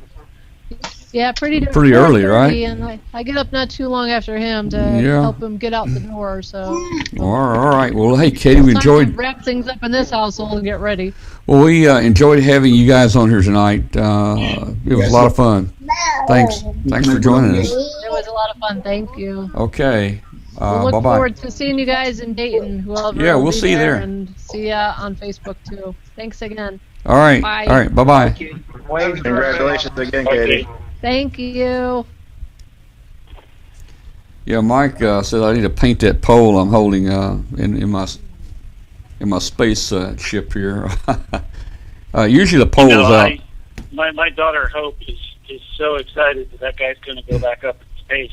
That isn't he the one that was working Fusos when he was up there? Yeah. Doug worked a lot of people. In fact, he was on all the time. And interesting thing about Doug, he just got his license like the month before he went up. They asked him if he wanted to get his license. He said, "Yeah, sure, why not?" He didn't even operate a radio till he got up here. And once he got up here and he turned it on and made a call, he wasn't prepared for what happened. He had 8,000 people coming back, and it was so garbled. He had to call Houston and ask them, like, what do I do, And of course they told him, listen for a letter or listen for a city, like Memphis or something. And he learned it, he could go back and say, hey, the person in Memphis got you loud and clear. And then he said, hams are so nice, everybody else would just be really quiet and let them talk. So, but he was on really a whole lot. I worked him about 30 times that month. I worked him 3 times from the car coming home. And that's how I met Doug back in 2010, talking to him on the space station. Of course, we sent him his first meal when he landed on Earth, and after that, he started coming to see us and be on our show. And I was very pleased that he stayed with us last week here. You worked him 30 times. That's probably why nobody else could get through. Well, that's true. That's true. But let me tell you, I tried to work that space station, I tried to work the space station probably about a year and a half before I ever made contact with them, and I was about to give it up. But then once I did make contact, it was like every day. In fact, sometimes it was 2 times a day or 3 times a day. But you know what? After that, I haven't tried it anymore. I said, boy, that really was tiring, and I'm gonna let other people, have a chance to work it. And I have not even tried it, Doc, since then. Well, that little girl. I've not made a voice contact, but I've communicated with the APRS station. And one of these days we're going to come back to her. Well, what was that, James? Hope will go out and she'll say, "This is KM4IPF, Hope from Earth, calling space station, coming to space station." Like that commercial from over in South Africa, if you've ever seen that. Yeah. One Doug, of these days they're going to come back to her, and I don't think she's going to know what to do. We were talking, and there was one guy over in Jonesboro, Arkansas, he talked to quite regularly, and he said, it was so funny, he said the guy would call up and says, how about the guy up there in that rocket ship? Every time you call him a rocket ship. Do you copy? Hey,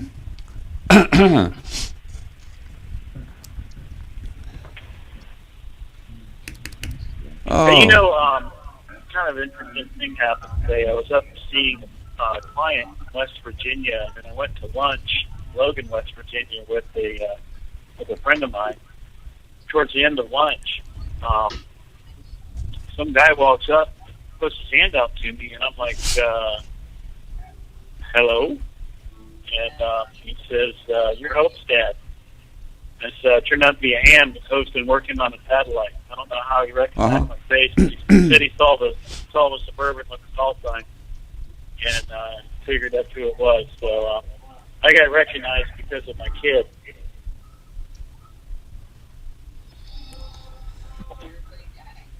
Hey, Jeff. Yes, sir. I don't see the email. Have you sent it? No, I did not. I'll do it right now. I'm sorry. Okay. No, I wrote your call down. I've been just busy doing other stuff here, so I thought it maybe wound up in the spam folder or something. No, did you is it your call at ARL.net, or do I have to look it up? That's Whiskey Alpha 4 Yankee Mike at AOL.com. At AOL.com. Okay, I'll send it right now. Oh my God! I thought my wife was on here for a second. She still uses AOL. So does mine.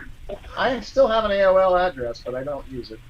I've got 3 email addresses, not including my work address. So. Yes. I don't really want to know how many I got. Damn.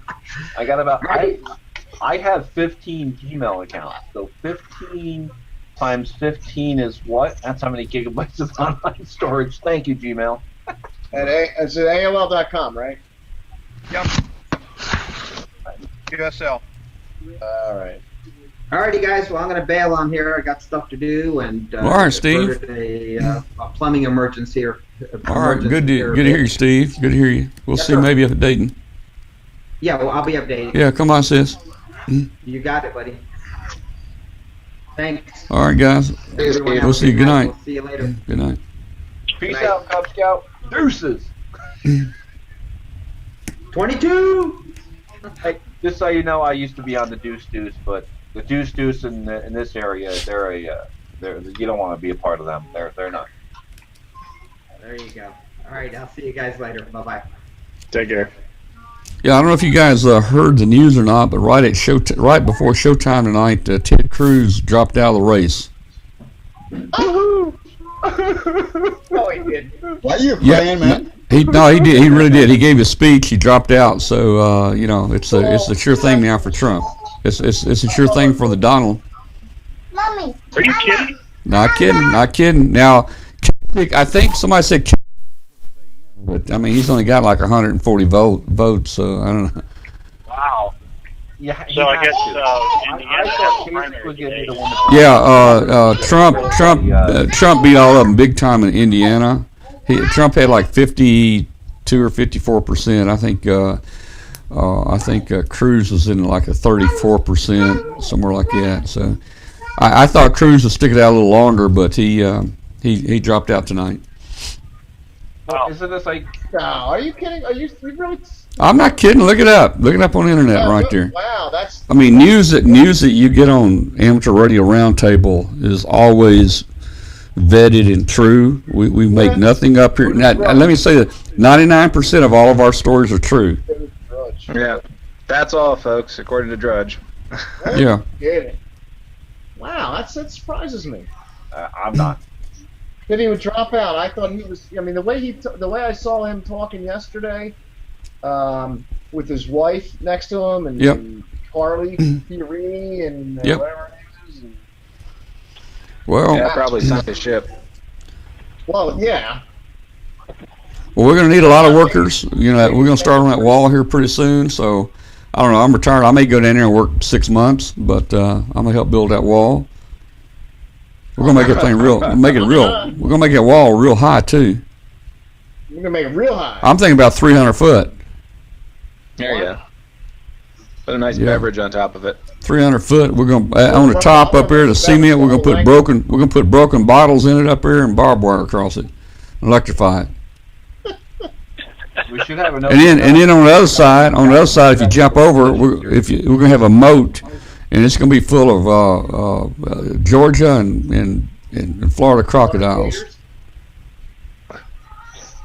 Yeah, Sanders also won Iowa or Indiana. Yeah, Sanders. I mean, Hillary was ahead there for a while, and then Sanders passed her. Sanders beat her there. Hillary, yep. Yeah. More than 50% of the vote. Yep. Yep. Wow. Yeah, Cruz drops out. Live update. Donald Trump wins in. Ted Cruz drops out.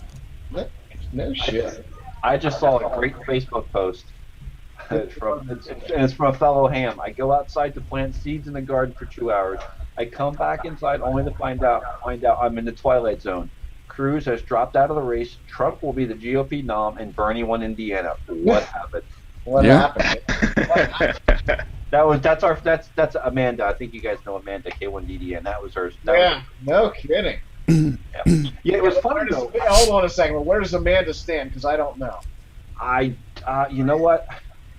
I forget what she had said. I think she's still trying to decide. It was her one thing, but I thought she'd be a Democrat. So just hey, you never know. She was in Colorado, right?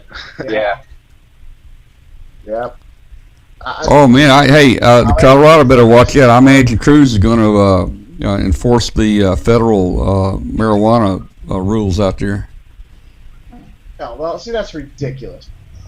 There's progress being made in the medical marijuana area, and I don't smoke it, but guess what? If I ever need it, I want it. Well, you can get it, Doc. I mean, you can get marijuana pills, right? In certain states. In certain states. THC, yeah.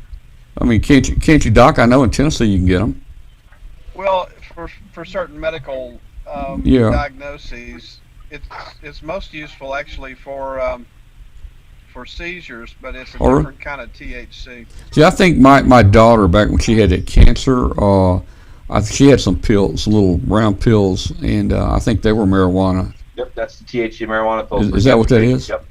Yeah. I have to wonder what. Yeah, they use it for that too. The smoke coming out of those cigars, where that's coming from. Yeah, that's smoke. That's smoke, man. It's far gonna kill. Well, they're blunts. The Doc rolls his own. Well, we've got Doc here. We've got a doctor smoking it, so it must be okay because Doc is smoking it. Now, Doc, you don't inhale it all the way. I'm carefully hiding the split here where I put my joint in here. So that's all right. So you don't, Doc, you don't inhale it all the way down the lungs, right? Just about halfway down the esophagus and then back out. I'm like Bill Clinton. I don't inhale, so. Yeah, sure. Oh man, I'm thinking about. Have they got any electric cigars out yet? I know they got the cigarettes out. Yeah, we can vape them. There you go, Tom. There's your ticket. We need to get together, Doc, and make some electric cigars. Can you imagine how big that explosion will be with a battery that size? Man. We'll have to put some lithium ions in that one, won't we? Yeah, let me tell you, I blew up a lithium ion here in the shack here about a year ago. It wasn't very big, but and I thought I was being very careful. I was charging it at a low rate, and I should have done it. I got one charging in the other room right now. Yeah, I should have done it. And I walked out of the room and into another adjacent room, and I heard it explode. I knew exactly what it was. I ran in here. It was laying on the floor. It was in a lot of pieces. I'm lucky that it wasn't on fire and set the carpet on fire. I couldn't hold my breath long enough to get in here to open the windows. I had to come in here. I raised the shades, and I had to leave and go get another breath. I came back in. I finally got a window open, and I had to leave, and then I had to make multiple trips. That little battery was majorly toxic, man. How many of us have fire extinguishers in our shack? I've got fire extinguishers all over my house. I've got a Halon fire extinguisher here in the shack. I'm lucky that it wasn't on. So I see Russ there. Hey, Russ. Hey, Russ. Hello. And there's Russ and Bill. Bill? No? Yeah? Where'd Bill go? I'm here. No, the other Bill. Hello. You're William. You're William. That's the other Bill. I'm here. Yeah. Yeah. So yeah, I like that. I never got that smell out here. I brought a window fan in, stuck it in a window, and let it run. Closed the vents and closed the door, and pumped it out of here for hours, man. Oh, let's Did it just see. overcharge or Now, Ron, hey, do what now? What was it, Doc? I said, was it defective or did it overcharge? No, I wasn't using a lithium charger on it. I was just using a little variable power supply here to put a charge in, and that was my mistake right there. So I see Ron in here, K9ID. He said he went to the same high school with Hillary. Is he still allowed in here? I don't know. Did you? I'll ask Ron. Did you ever date Hillary? K9ID. Okay, he says he didn't know her. She's 5 years older. Okay, graduated before he got there. So you're allowed in here. Sorry, I had to go upstairs and share the wonderful news with my wife, and this cold one for Donald. All right, well, see there, we broke some breaking news on a show again tonight. You guys didn't even know about it. I did. I was dancing. I've been dancing about it since it blew up my phone, and I just was keeping my mouth shut. Hey, I see they this. called Donald early, probably about 2 hours ago. I'm gonna see if I can't get Donald on a show here in a few weeks. I think you can do it.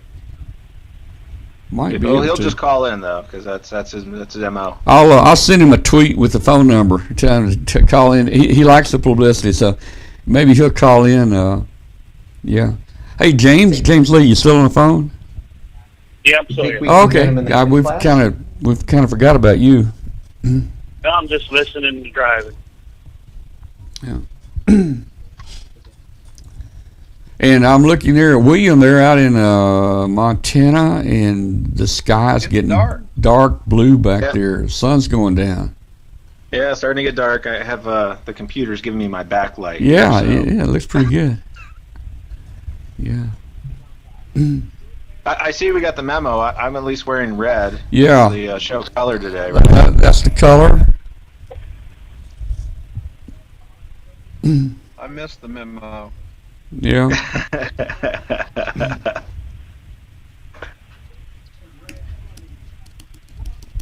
Well, I don't know what happened to Emmett tonight. He was supposed to do his spill on the Dry Tortuga Expedition, and maybe he forgot. I don't know. Yeah, that expedition's gonna be fun. Yeah. Yeah, it starts in 3 days. Yeah. 6 to the 9th. Looking forward to working them on satellite. Uh-huh.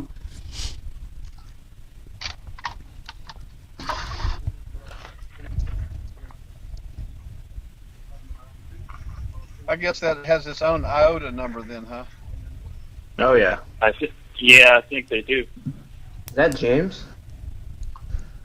This is James. Hey James, this is Lucas. How's it going? Lucas? Hey, Lucas. How's it going? Going pretty good. Lucas, James Lucas, maybe you know him. He said hi. W6LDS? USL? Yeah, that's Lucas. I think we may have worked on the air. I think we may be connected on Facebook too, aren't we? Yeah. Yeah, hey man. Well, look, Lucas doesn't have a. He's got a 4-element Yagi that's swinging back and forth here. That's his picture.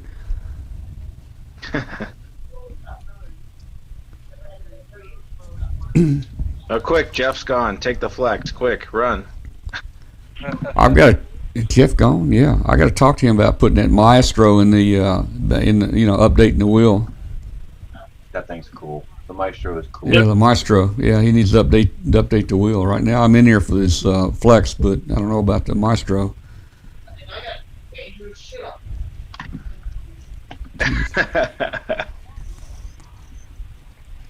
Yeah, we got a full. Are you going to start having a kids section on your show? A kids section? I could. I that would be great to have. They just made me go check all the fire couple of weeks, extinguishers in the I've been house. appointed the sex abuse coordinator for North Florida. You know what? I haven't checked them for a while. Yeah, James. I'll check at work every year, and then every once in a while, every couple of years, they condemn a few at work, and I bring them home because they're still charged, and they're probably still okay. But is it worth? They just won't certify them. Oh yeah, they'll still be good. They'd be okay. Yeah. But I'd like to get I want to get a CO2 up here. I don't know where I got this halon, but I got a halon extinguisher from somewhere. It's hanging on the wall. Yeah, how small is it? I mean, how? Halons are big. It's a small one. It's Yeah, it's a small one. Yeah, I mean you're talking a couple pounds. Yeah. That's a 5 pound just dry chemical. I have so many fire extinguishers around here. When I was growing up, my dad was the chief of the volunteer fire department for years, and we would fill fire extinguishers. And I had so many fire extinguishers, and What was the last time they were tested, though? See, that's what I mean. I just looked on one of these down in the basement, in one in the garage, and they were like 1998. I mean, still have a full charge of nitrogen, but does the chemical compact and just turn into like a brick? So when you open it up and try to fire it, it doesn't fire. Give it a little probably chunky. No, I think it. If you keep it in a decent environment, I was a damage controlman in the Navy, so this was our big thing. One of the things I specialized in is if you keep it in a decent environment, right? It just every once in a while, if it's like say it's a purple K, or say if it's something like a bicarb, just every once in a while, just kind of move it around like this, you should be fine. Yeah, that's what I figured. I mean, nitrogen is dry gas, so I would imagine it's inert. Nothing's going to happen to the K. It's not purple K in this one. It's I don't even know what's in it, but hold it up a little more. Looks like a bicarb. Okay, yeah, that's probably what it is. That'll be fine. Yeah, Well, I can remember. When I was a kid, helped my dad. We would fill the fire extinguishers, the ones with the water. The ones that had the hose on it, and you turn it upside down, and the can, yeah. Yeah, I mean that was really interesting. About 3 gallons of water, you dump a box of baking soda in it, and then they had a little glass bottle and a lead stopper on the top that.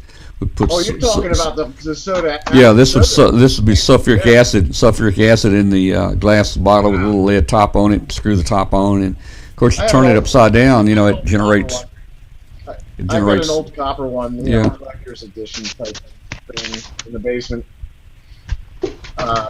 They were beautiful. They were great collector's items, and probably a lot of them got scrapped just for the copper. Uh-huh. I had a grenade. I had an old fire extinguisher grenade, and I was nice enough and donated it to my old fire company. I remember those excuse me, those glass. The glass grenades. Yeah, the ones you throw. Yeah. In case of fire, throw at base of fire. Yeah, I worked in a house. It was owned by the Pew estate, years ago, and I was up in their attic. And there was these, glass balls. I didn't know what they were at the time, and they were hanging everywhere in this attic. And, and with a little, bimetal or with a lead, some soft metal that would melt quickly, and that thing would drop and extinguish the fire. But what was the chemical in that? Shoot! It would disperse water instantly. Yep. The trisodium phosphate? I'm going to Google. I have to Google this. This is killing me now. I don't know. All right, we've got several Navy guys on. You guys, okay. I'm looking for Air Force. I was the Air Force. I need some Air Force guys on here. Check in. Do you have your Air Force? I'm actually very jealous because the Air Force. We always used to be like. Anytime we got to go on the Air Force base, we know we were going to eat good. We were going to be in clean housing. Yeah. And well, I was in during the Vietnam era, and I got a 1A, and they were fixing to take me. So I told them they wasn't going to take me. I was going to join. you're not going to get me. You're not going to get me for 2 years. I'm joining for 4. That's right. And I ended up in this gung ho fourth mob outfit for 2 years at least. We went on deployments and set up bases and guarded perimeters, and I spent more time in tents then than I think the Army guys probably did. I think the chemical that was in those other fire extinguishers was the same as what was in the grenades. That chemical. Oh, you're talking about carbon tetrachloride? Yes. Yeah, and I've filled a lot of the carbon tetrachloride ones. Yeah. The little one, you pull the handle back, you pump it, and it sprays out the little nozzle on the front. I've filled a bunch of those before. I have a brass one of those. Yeah. Yep. Yeah, that was carbon tetrachloride. Yeah, I used to collect that kind of stuff. Yeah, so see, I can say big words, man. Like Doc probably knows. Is Doc gone? Did Doc leave us? Yeah, I think Doc dropped out. Man, I was going to ask you. Yeah, I'm going to have to go too. I was going to throw out some acetylsalicylic acid and see what Doc said about it, but. You mean aspirin? Yeah. Ethyl bad stuff. Ethyl. Okay, here we go. Mike, hey, we got Mike, W1DGL. He was in the Air Force. I think he's in the chat room. I think Mike was in the Army, the Air Force, and the Navy, if I'm not mistaken. Mike, tell us what you were in. I think that's kind of interesting to be in all 3 services like that. And you want to know why he didn't go into the Marines? Because he was smart. Well, he may have been in the Marines. Let's see what he says here. Well, he was in the Marines. He was in the men's department of the Marines. If you're in the Navy, you're in the department of the Marines. Yeah. Bazinga. Well, I think I'm gonna pop out now. I'm gonna do some hot tub time. So yeah, I gotta finish coding this Raspberry Pi before I forget what I'm doing, and then we'll talk. Tom will be on next week, I guess, and all right. And then after that, we'll have a show next Tuesday. We probably the Tuesday before Dayton. We probably not. I don't know. We may set a in the truck or something, but we load the truck up that Tuesday night, and then Wednesday we're out of here. It's gonna be busy Tuesday night. We'll see you in Dayton anyway. So. Yep, we'll see you up here.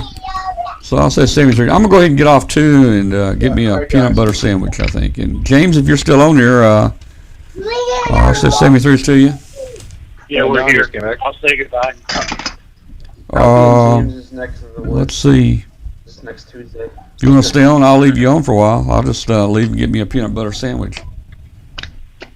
I'll go ahead and kill. I'm gonna probably. I'm gonna say 73, get some guys. gas, get some caffeine, so I can keep driving. So Oh, okay. All right. All right. And Doc came back in too. 73, Doc. Take care. Let me get my hot tub in here. Hot tub. Woo! All right, so guys, we'll see you later. I'm gone.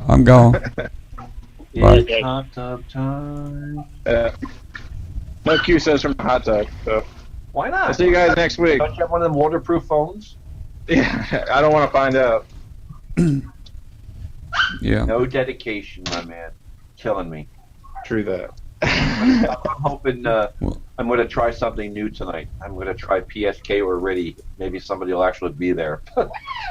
There you go. We'll say good night to Kurt W2JSG's on 73, Mike. I'm going to be on 40 meters PSK. Bye. Okay, what's the frequency you're going to be on? What is 40 meters PSK? Is it 40. Or is that Ready? Maybe I'll just try that tonight. I haven't tried it in a while. 07 now. I'm going to go to the HRD DM780 and it cheats and tells me BP PSK 31 40 meters will be I'm on 7040 right now. So if you want to throw a CQ field day out there, I'll give it a listen. I like calling it CQ field day to mess with people. I've got the super sweeper on. Oh, hello. Why is it good? Where is Tom left, right? No, I'm here. I'm still here. Tom is gone. I hadn't gone yet. I had a question for you. Yeah. I totally forgot. What's the question? I forgot. My brain just fried on me. Yeah, 7070. I'm sorry, not 040, 7070. Tom, as soon as I remember the question, I'll tell you. Yeah, okay. All right, very good. I just totally brain farted. Yeah, Mike says 40 meter PSK 7070. Yeah, 7070 is the better one. Yep. Yep. All right, guys, 73. We'll see you later. 73 is my friend. Great. Another